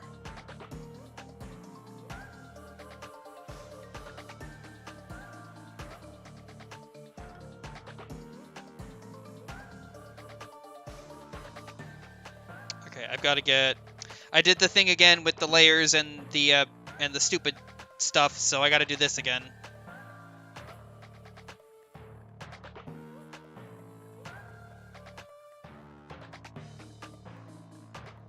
Let's just get all of them pressed together. Put that away. What the hell? Oh. I'll put that away. Put that away.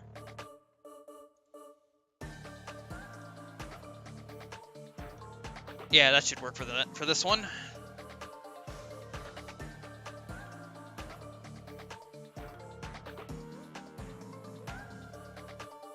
So this one is Golden Fleece.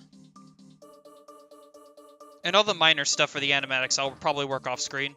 I just want to get the major pictures done for right now.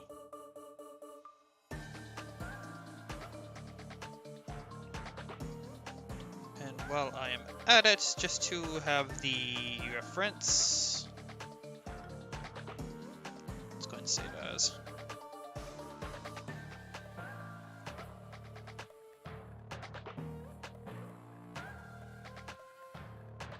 Where the hell is create a document?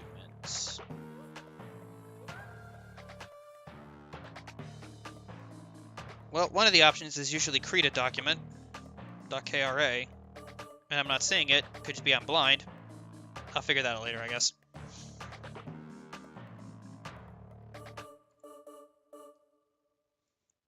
Alright. So those are the two big ones. So the next one I've got, I actually don't have inked yet, so that's problematic.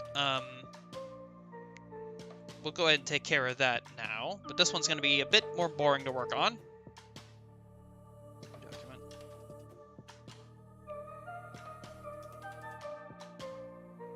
As you can see, I still need to actually ink this one. It's only it's only the base sketch.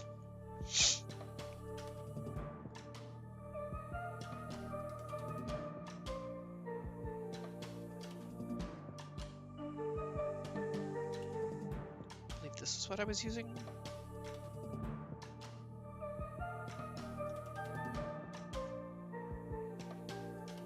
Oop, that is not what I was using. Hold on.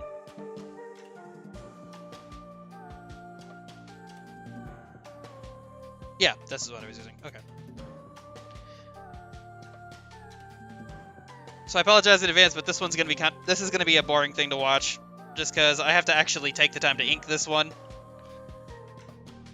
So a lot less coloring, and a lot more just general annoyance, because I don't know, doing the line art is my least favorite part of doing any of these drawings.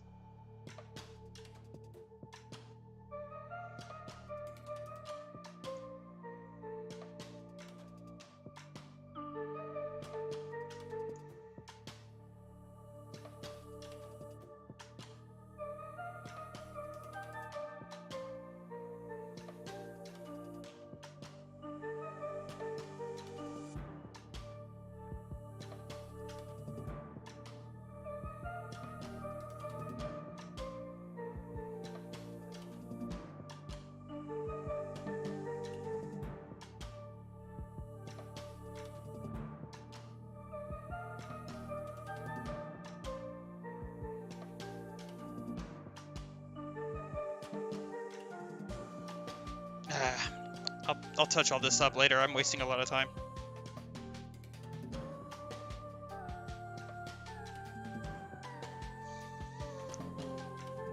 Yeah, doing the line art for these is probably my least favorite part of doing any drawing, just because of how utterly time-consuming it is. Plus, you have to be so precise, and I don't like... When it comes to drawing, I don't like being precise. I kind of just prefer to just scribble it out, you know?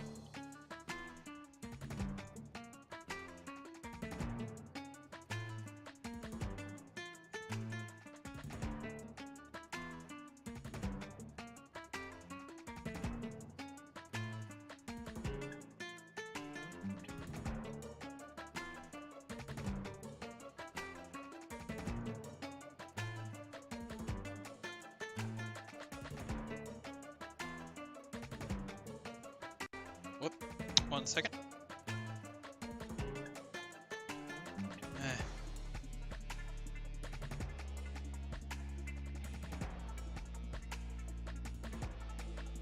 Probably about there, I think.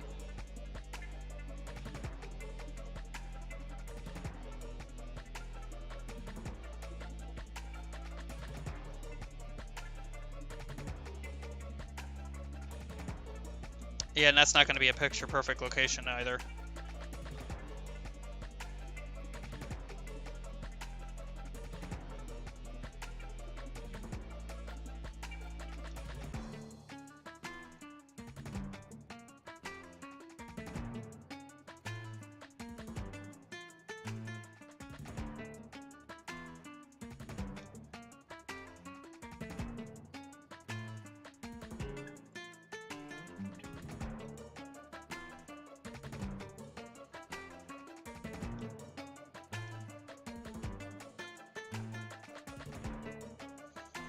Yeah, it's kind of hard to tell, but this one's actually going to be Fleece of the what is it? Fleece of Fate, I think is the one it's called. This one's called. This is going to be the Fleece of the Fate.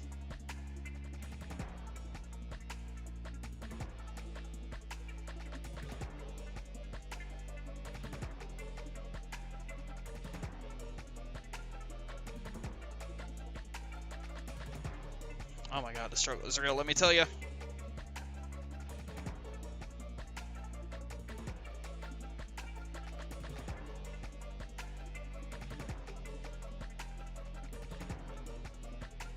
I need to see if I can get in contact with an artist that actually enjoys doing line art, you know, the two in existence, and see if I can just commission them to do all my line art for me.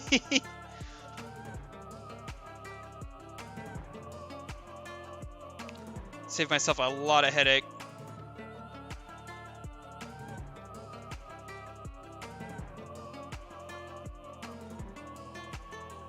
My styluses are also a little old, so that could just be part of it too, is I just need better styluses.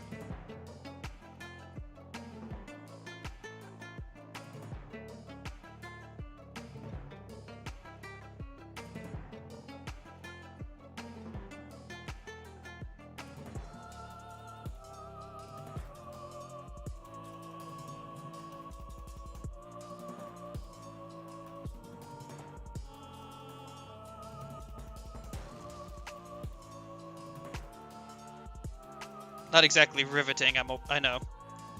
But we're trying.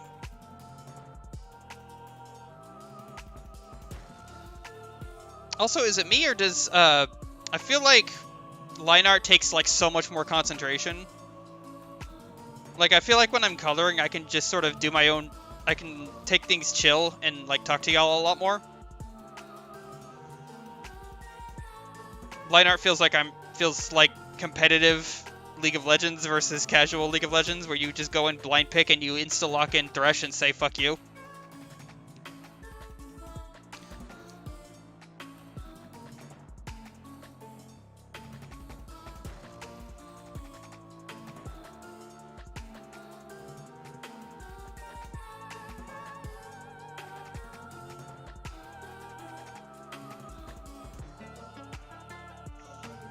I don't know, I feel like the biggest issue with, it could just be that the biggest issue I have with line art is just I'm just genuinely bad at it.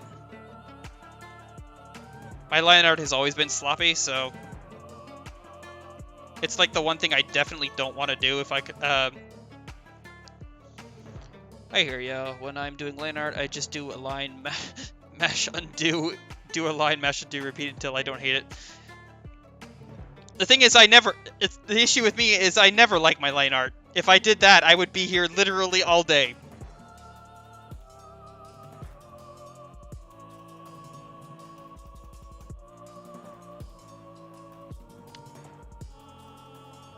I just do not like my line art in general. And I don't know, maybe it's because I work so zoomed in, but it always just feels so utterly sloppy.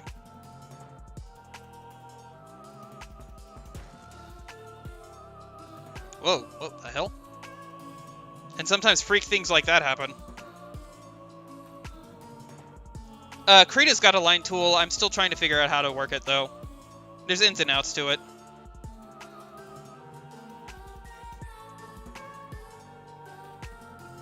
One approach I've started doing, which takes a little bit of the tension off, is I do what I call exaggerate and remove.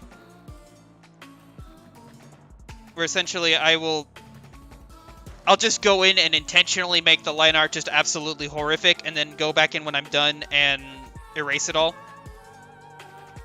And like I'll shoot past lines and stuff, I'll cross lines, go over lines. And that's helped some in the past, I've noticed.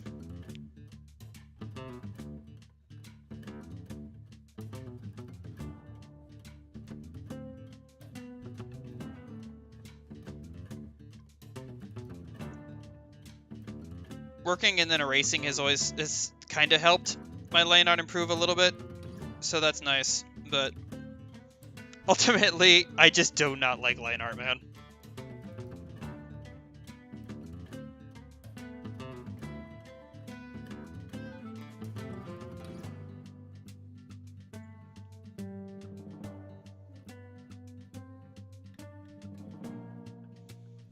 And I promise future streams going forward, I'll have more line art work done before I actually start the streams. That way I can spend more time coloring and less time with my nose glued to my tablet.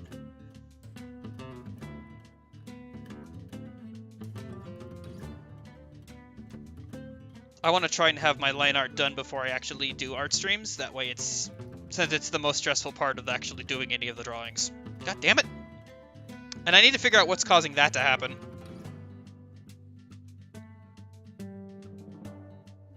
Some sort of demon possessing my tablet.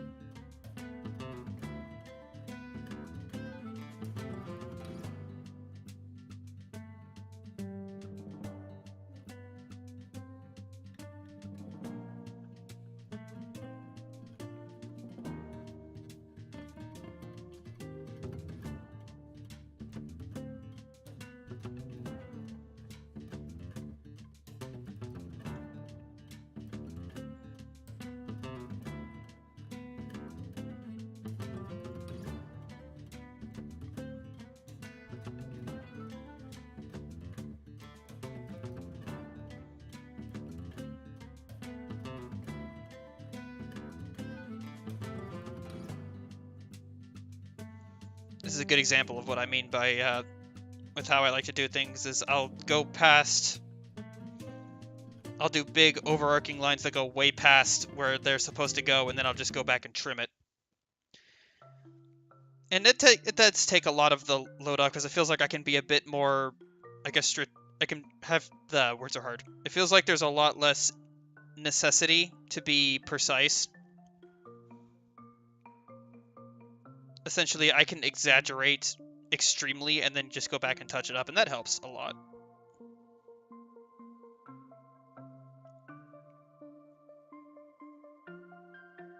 because I feel like a lot of my stress with line art comes from the idea that my lines have to be precise. And that's something I've had to deal with for a while. A lot of the criticism aimed at my art is because of how sloppy my lines tend to be. So I've been pushing to try and improve my line art, essentially.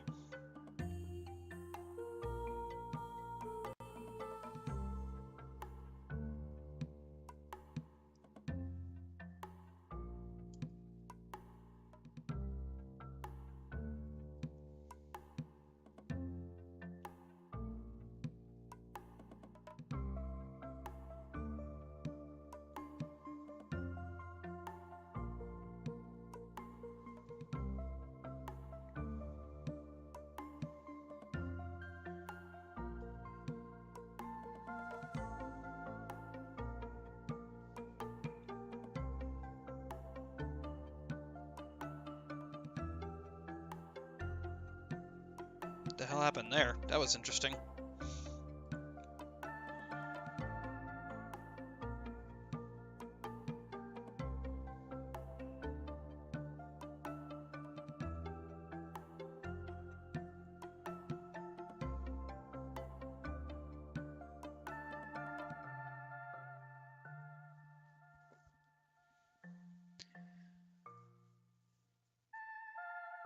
When I look closely at some art, I can see natural shakiness and very talented artists, no less.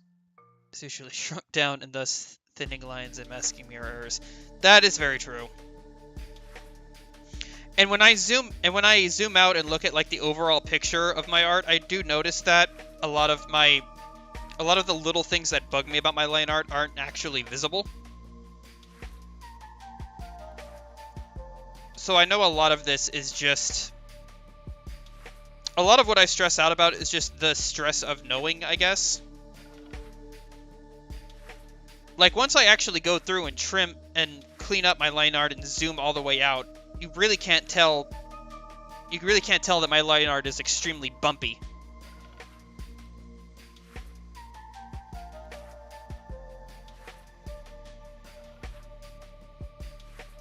But what bugs me is enough people can tell. Especially people who have been doing it for a while. Enough people have been able to tell that my line art is super bumpy. And that just bugs me.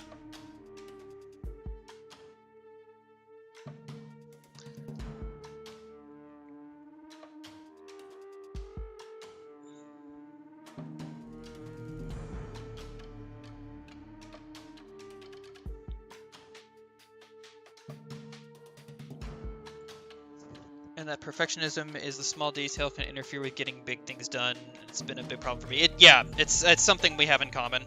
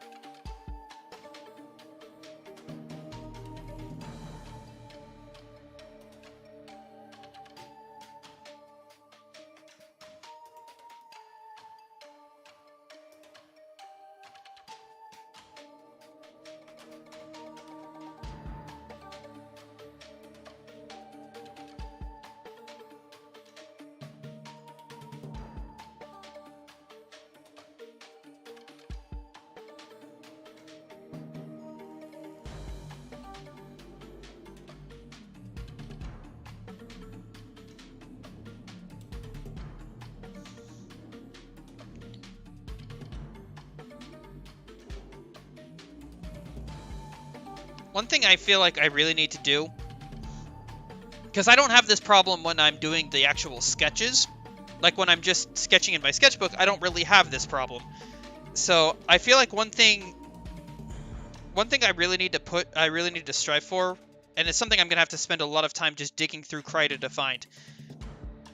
But I need to find a setting for when I do line art. I need to find a setting that feels as natural, that is as free-flowing as me just doing my, just doing the actual sketches.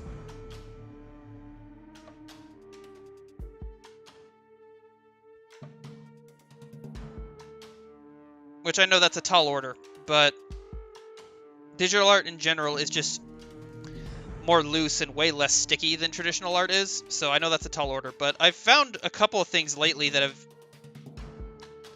have more or less emulated sketching for me. I just need to get better at the actual I need to fine-tune them. That's what I'm trying to say.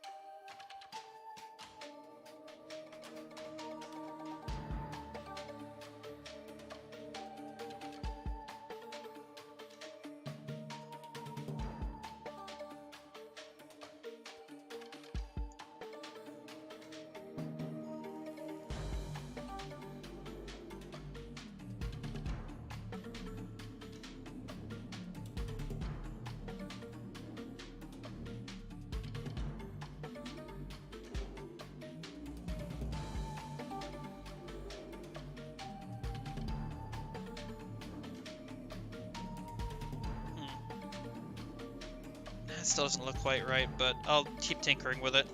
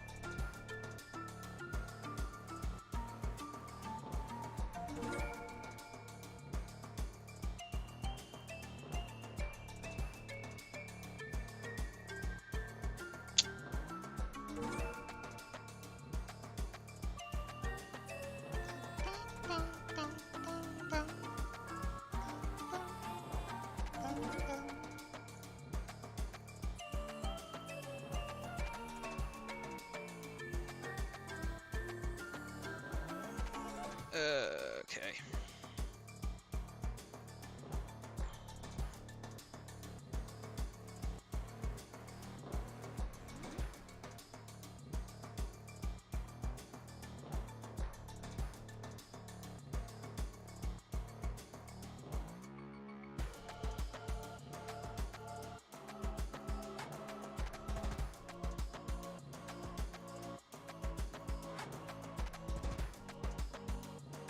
Ah!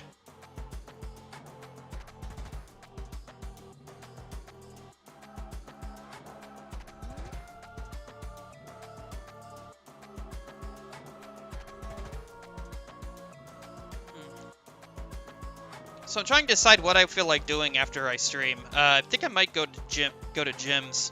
I am getting hungry.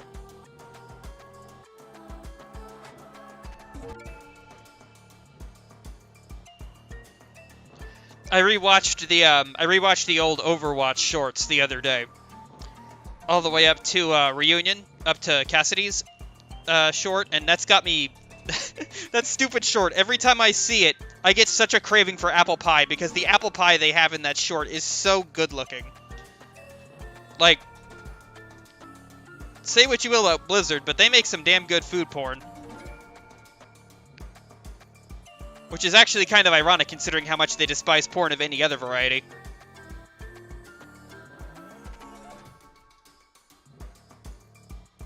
But now it's got me wanting apple pie and coffee. Oh, you still down for piracy? Hell yes. Hell yes. What, are you kidding me? We're probably the only ones on Team Pendragon. Like, in the entire Sea of Thieves community, I'm pretty sure we're the only ones who are going to be fighting against the Reapers in this event. So, we absolutely have to go in. We don't have a choice in the matter.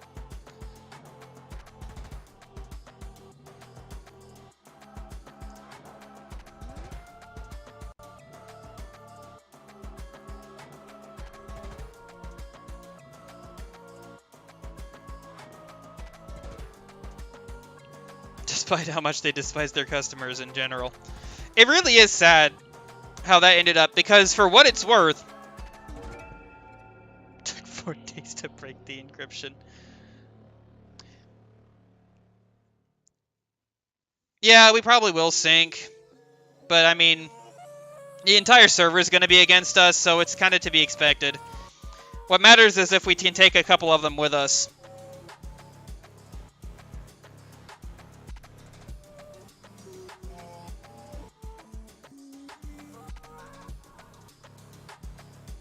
As long as we can take a couple of them with us, it'll be worth it. It is well stuck upon explosive barrels. Let's get some stronghold kegs and just sail around and see what we can find.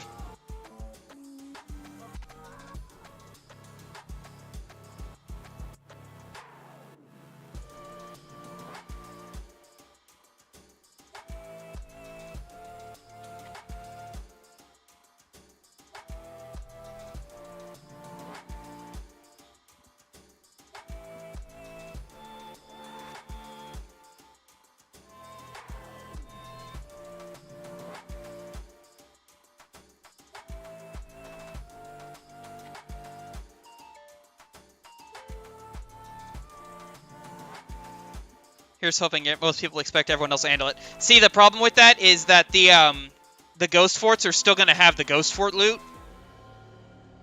So there's not going to be any instance of people just pretend to be helping Flameheart. No, I don't think that's going to help either. And the problem is, like I said, the ghost forts will still have ghost fort loot no matter who does them or who holds them. So if nothing else, people are probably going to be coming after us just for the ghost fort loot.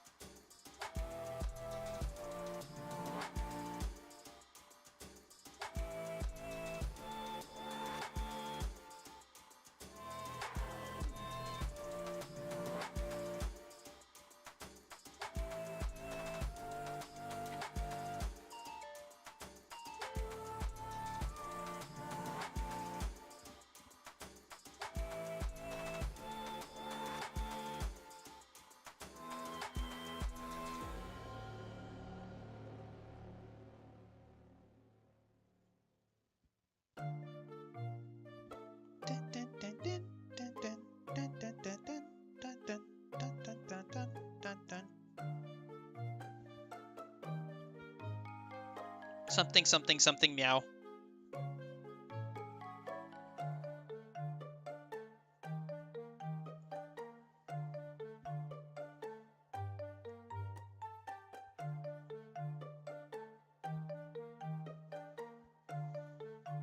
Oh, Eric, here's a fun fact you might not know. I found this out on the Cult of the Lamb wiki the other day while I was looking up references for the drawings and stuff. Apparently, the two bosses you fight before you fight Nerinder, Bal and Am, apparently they are actually the sons of the shopkeeper, of the giant cat shopkeeper. She's actually their mother, and Bal and Am were both sacrificed and ended up becoming the generals to Nerinder. So I did not know that, but canonically that is how they got there.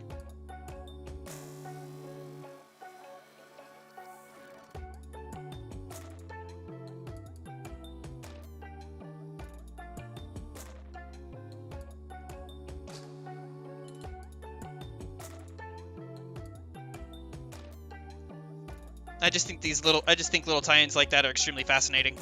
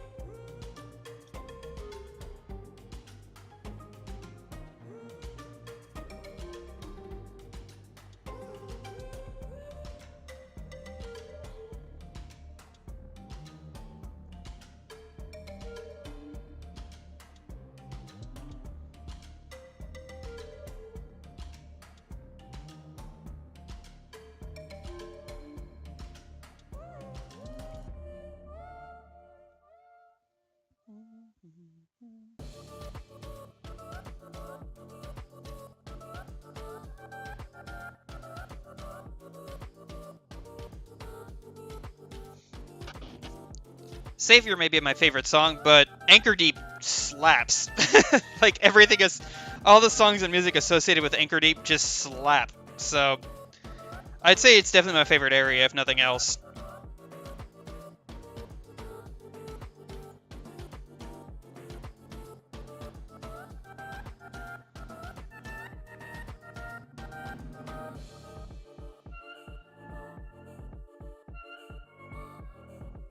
I definitely like the vibe of it being creepy, but not, like, overly creepy, like Anur. Like, everything related to Hecate is just overly creepy. Anchor Deep is creepy and atmospheric, but it's, like, it's music first, not creep factor first.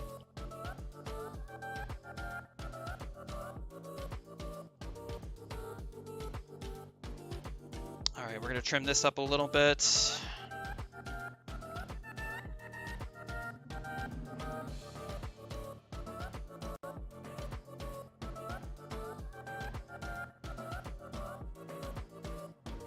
I can tidy that up a little bit.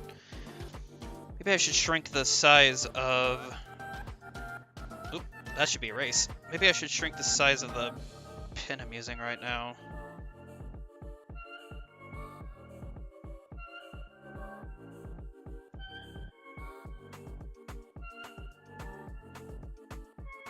Let's go a little ham on that. Just erase the extra.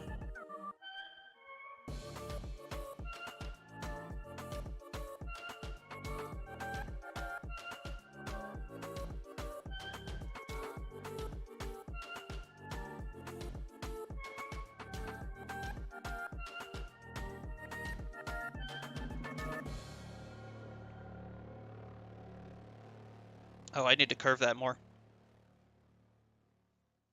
There we go, that looks better.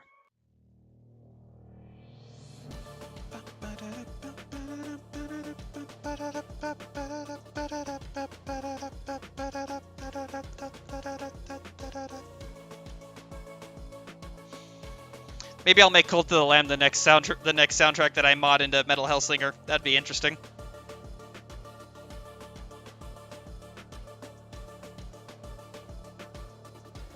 Alright, we're gonna bring the eye down.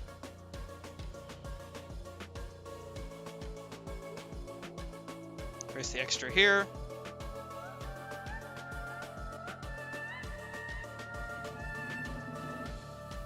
Oh boy. Yeah, it's definitely not the cleanest line art so far. Ugh. It's starting to hurt my shoulder.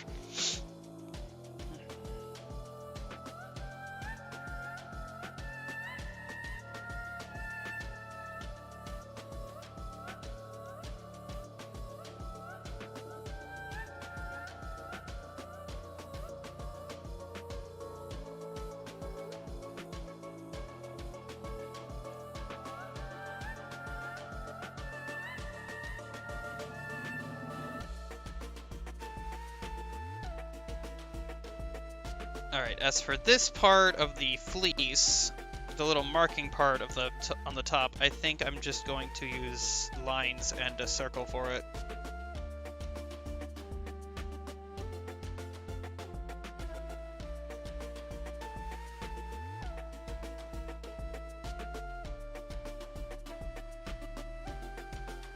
This leans up and is exaggerated, so we go up here.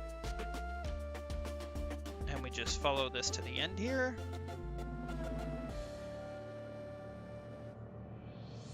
That's the hand, so we're gonna stop it here. Come up, like that.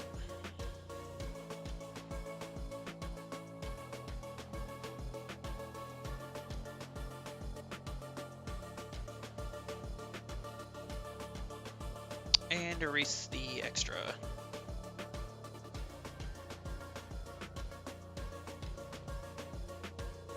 Ugh, that looks really gross, doesn't it? Let's trim this a little.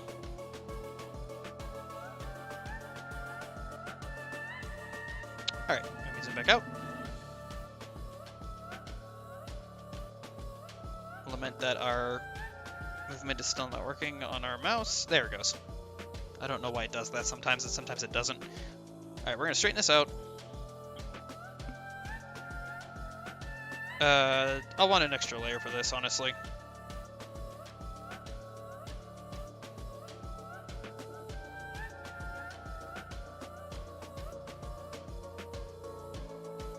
Something like that, I think.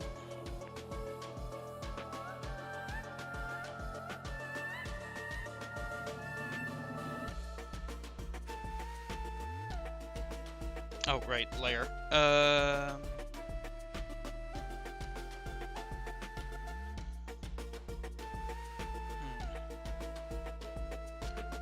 Let me grab the reference real quick for Fleece of Fates. Just a moment.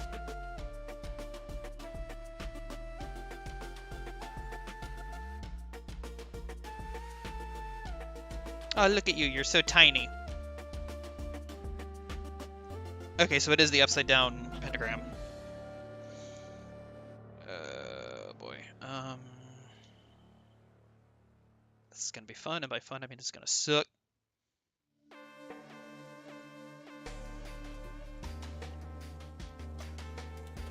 So what I'm gonna do is I'll do a separate layer. Do not that, because I have a eraser up still. Whoops.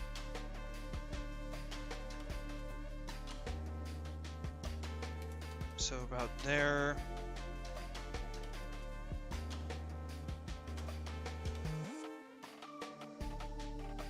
There.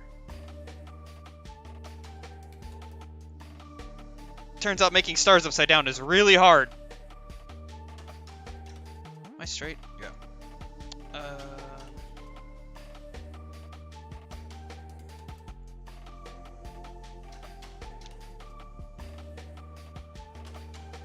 Then we go down to about here, then we go over to here, across, and back down. And here's what we're gonna do. We're gonna transform it and flip it. Haha!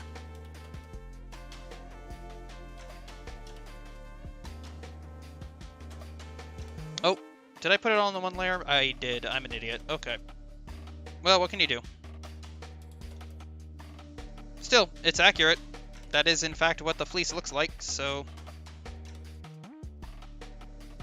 I'm gonna be gone for a bit, gonna make dinner. Alright, Eric, take care. Thanks for stopping by. Enjoy your dinner. It's getting to about that point, isn't it? We're almost on the 3-hour mark here, so I should probably be thinking about dinner as well. I want to get this line art done, but god dang, this is tedious.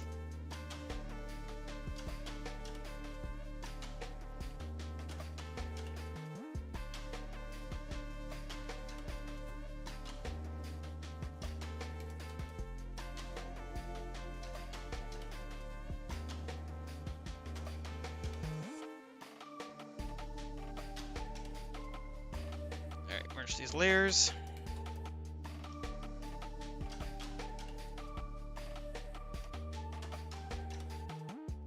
Kick this back up to 8.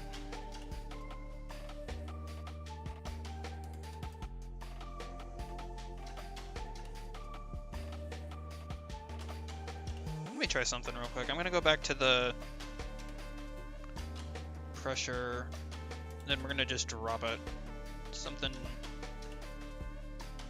like that, probably. What does this feel like?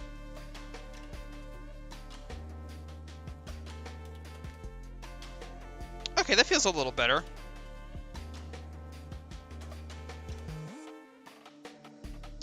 Just like a small amount of artificial drag on it, but it still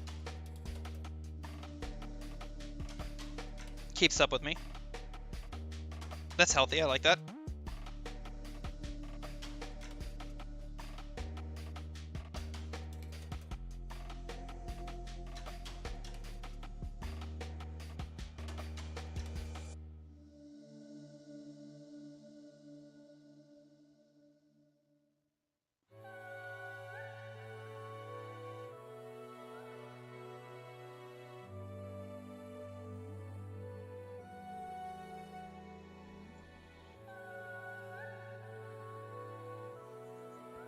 I think I got some sticky spots on my tablet. That's also slowing me down a bit, I think.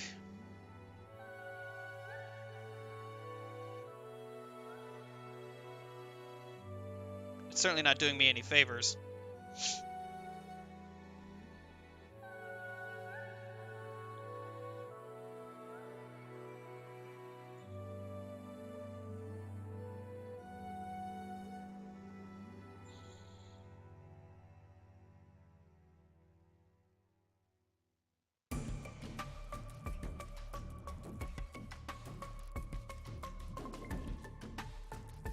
God damn it. Hold on.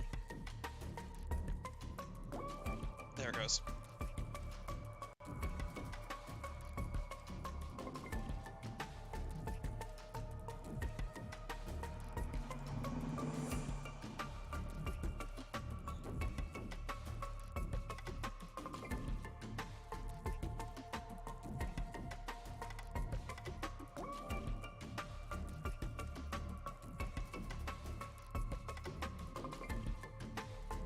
This is going to be exaggerated ever so slightly. Just because my center point was off. But that's alright. We're just going to keep inking. We're going to keep on inking. I'm not going to lick it. Lori, I'm not going to lick my tablet. That is how germs are made. Do you want me to catch the COVID?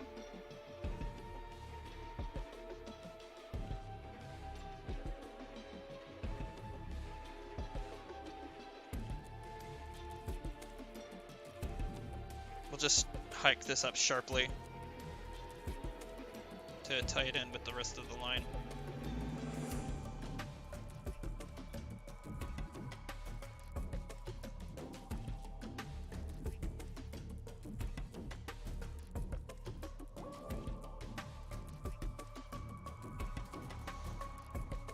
It doesn't look that good, admittedly, but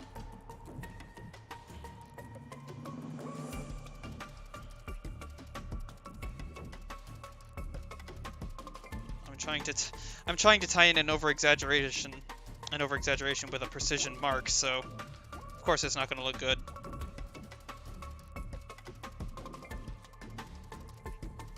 I will lick it.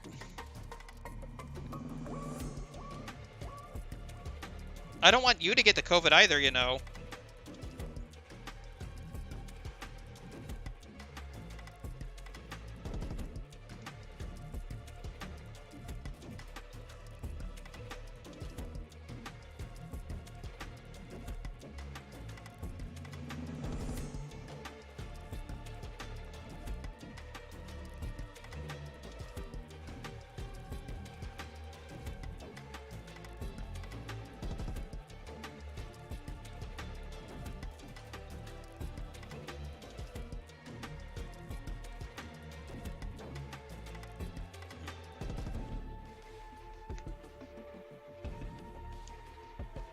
Yeah, this whole thing is slightly off, isn't it?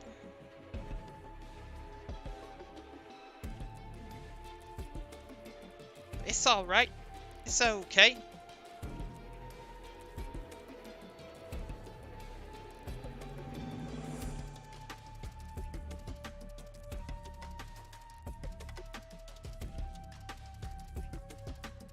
It's staying alive.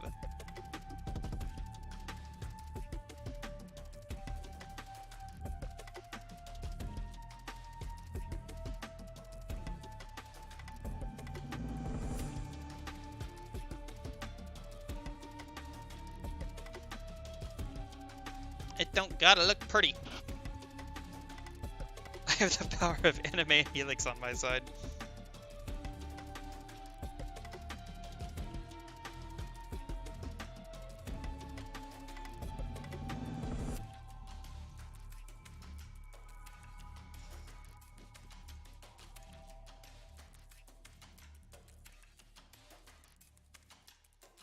Lori, I believe in you with every fiber of my being.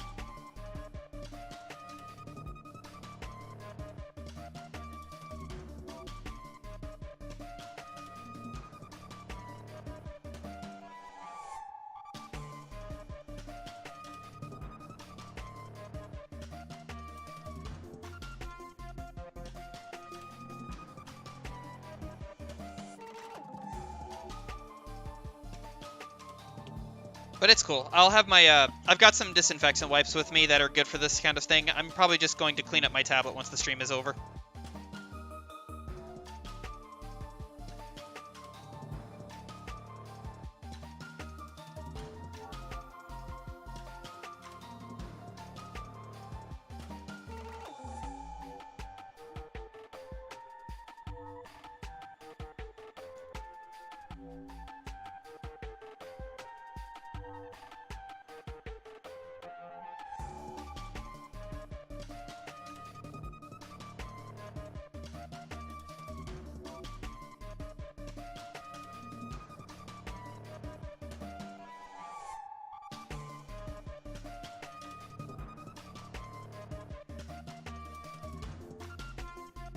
I can trim this a little bit.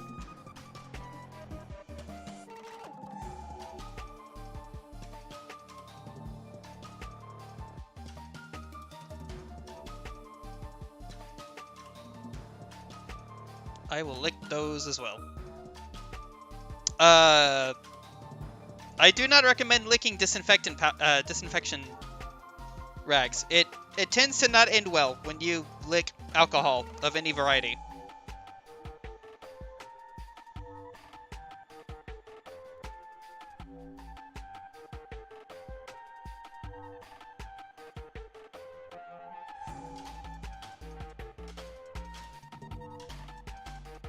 Please do not lick my isopropyl alcohol.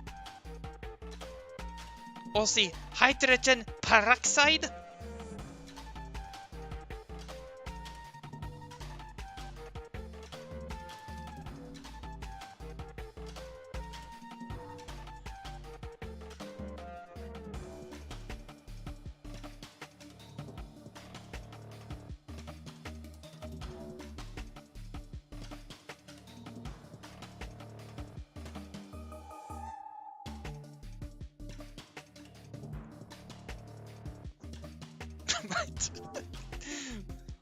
But my tongue needs to be clean.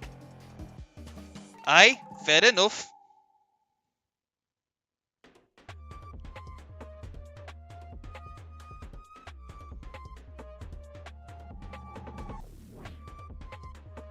Does your toothbrush not have a tongue scrubber on it? Do you not have one of those fancy toothbrushes that has a tongue scrubber?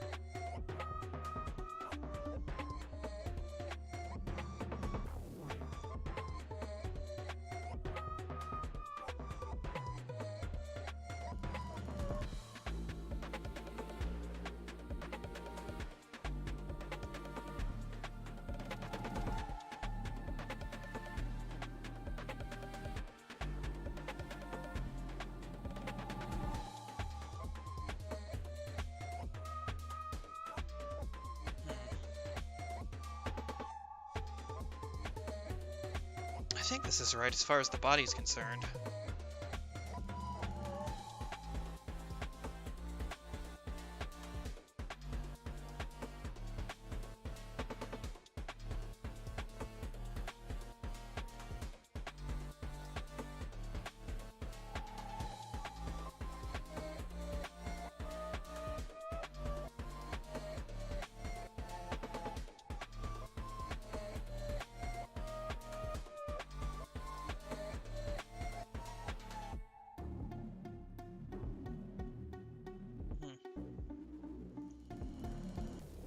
Is that what that is? I'm fairly certain that is, in fact, what it is. Yes, Lori.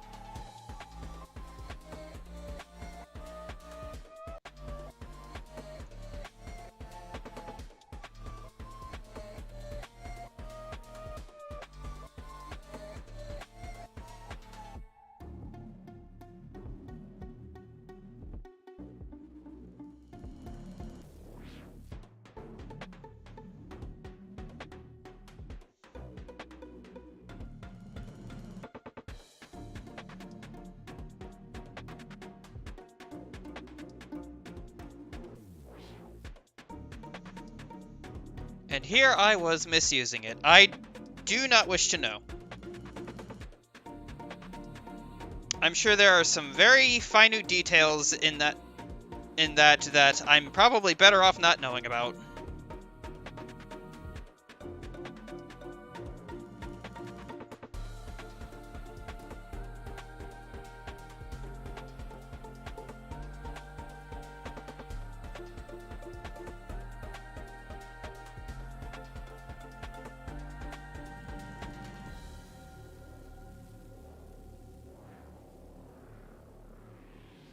So I'm just going to sit here and continue to suffer with this agonizing line art.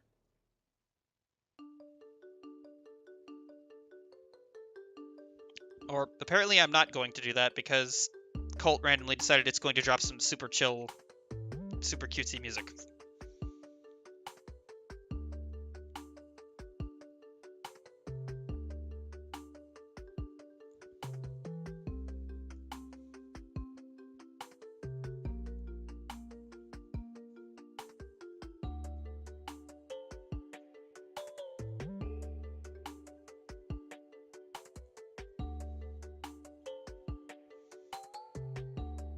One thing I love about Cult of the Lamb's music is I get so many vibes from other games. Like, this song kind of gives me Terraria vibes or Minecraft vibes.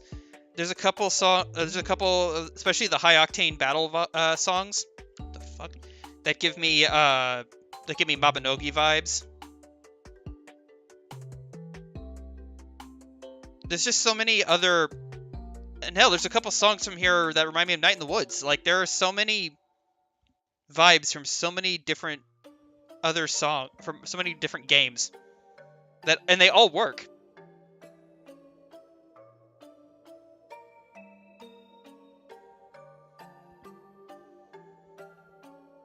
Everything fits, and we just be vibing.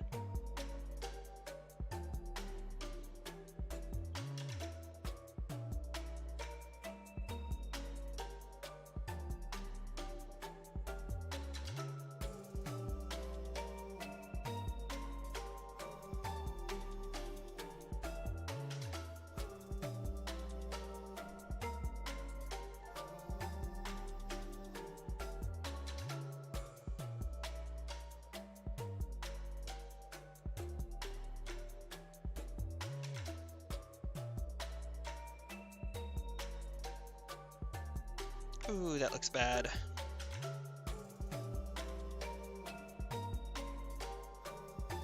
That looks so bad.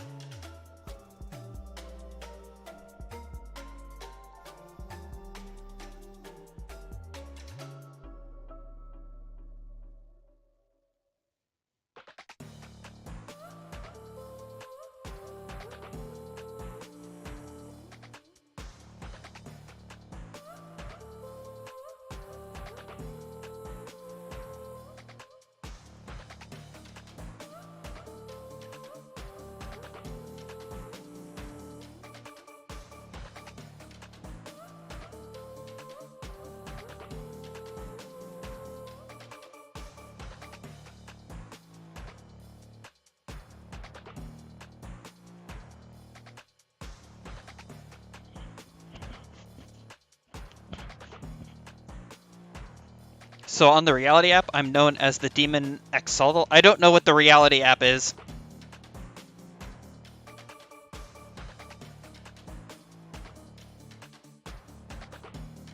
Is this like a Second Life thing?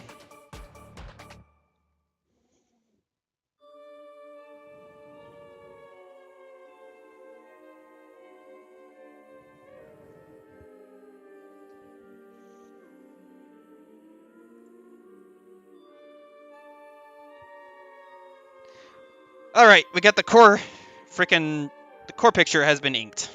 To an extent. Hang on, I'm still gonna swap over to this one and fill in the stuff that should be black.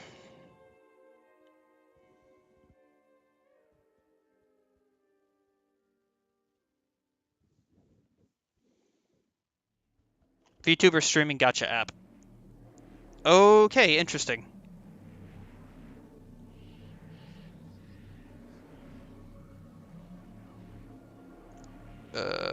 the gateway. Whatever. There we go.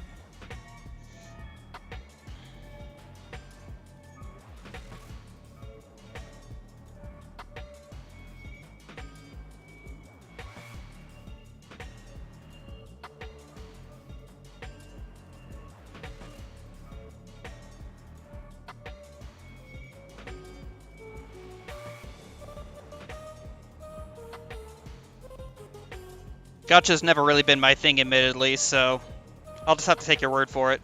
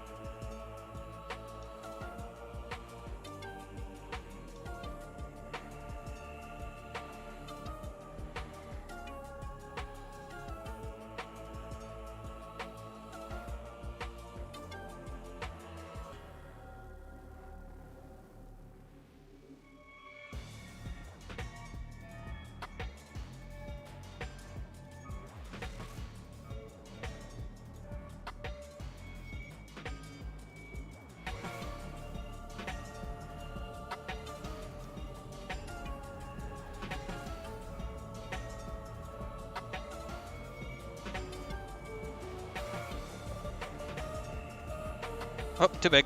We're gonna shrink that. Put this... I can work with this, yeah. That's fine. Let's finish getting this inked up. And then probably call the stream for after that.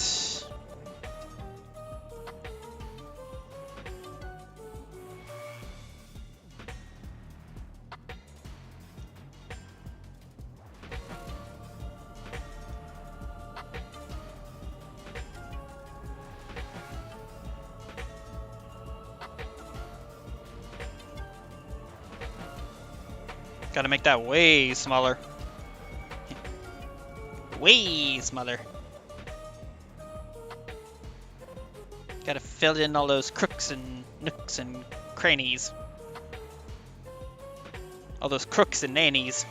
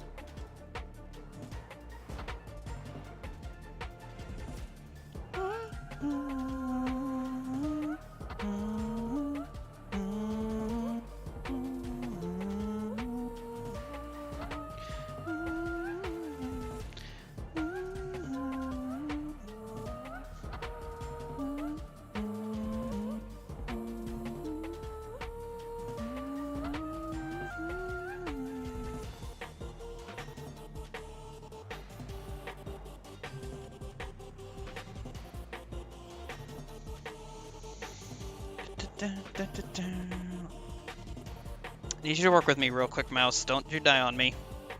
We gotta get this filled in before the end of the stream.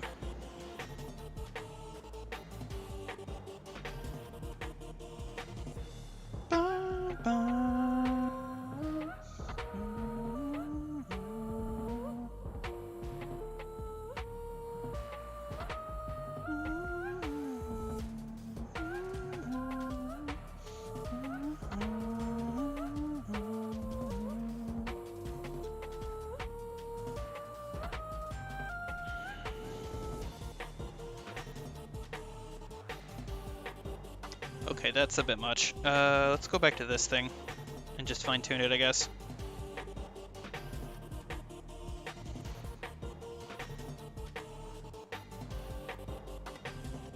There you go. Looks a little better. You were being a little better. My core inking, line arting is still kind of awful.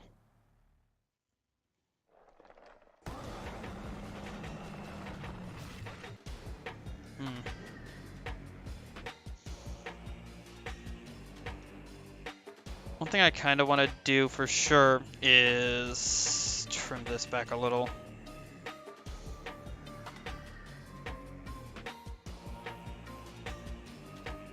Maybe till about there.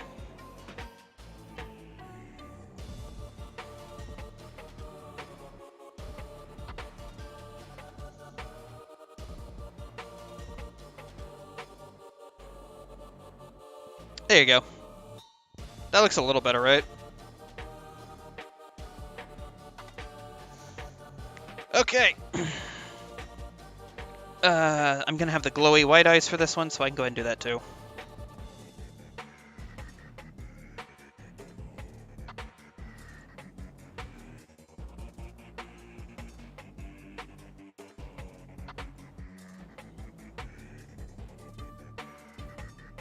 Whoop. Did not think that one through. Hold on. Lower layer.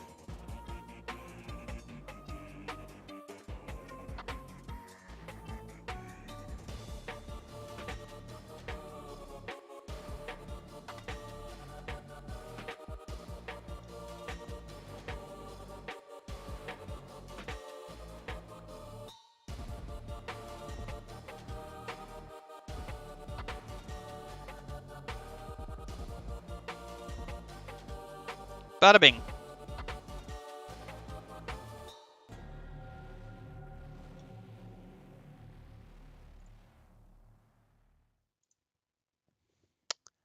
Okay. So, I should probably move that crown over at some point, because that looks a little lopsided. But, aside from that, we got 2 whole ass drawings done today, and I just got done inking this third one. So I'll start coloring this probably off screen, and I'll make all the other little mini things off screen as well. We are just over the 3-minute mark, so I think I'm going to call the stream here. 3-hour mark? I'm sorry. So I'm going to call this stream here. I still haven't decided if I'm going to stream next Wednesday, and I still haven't decided if my next stream is either going to be more Cult of the Lamb stuff, or I might make some stuff for Sea of Thieves. As I posted on my Twitter account, I don't really see the point, because literally everyone and their mother is Team Flameheart, so making propaganda for Team Pendragon doesn't seem like there's any point to that. But I still kind of want to do it, because it could be fun. But if not, we'll just come back and... I still have more fleece art. I still have more base fleece drawings that I got to make, so we'll probably just go make more of those. And this time I will actually have the line art done, hopefully, so I don't waste so much time with the line art and engage with you guys less. But it was a blast. Thank you, Cythera. Thank you, Lori, for joining me. Thank you, Eric, for joining me. This was fun. I'm definitely doing it again later. All right, y'all have a great evening. Take care.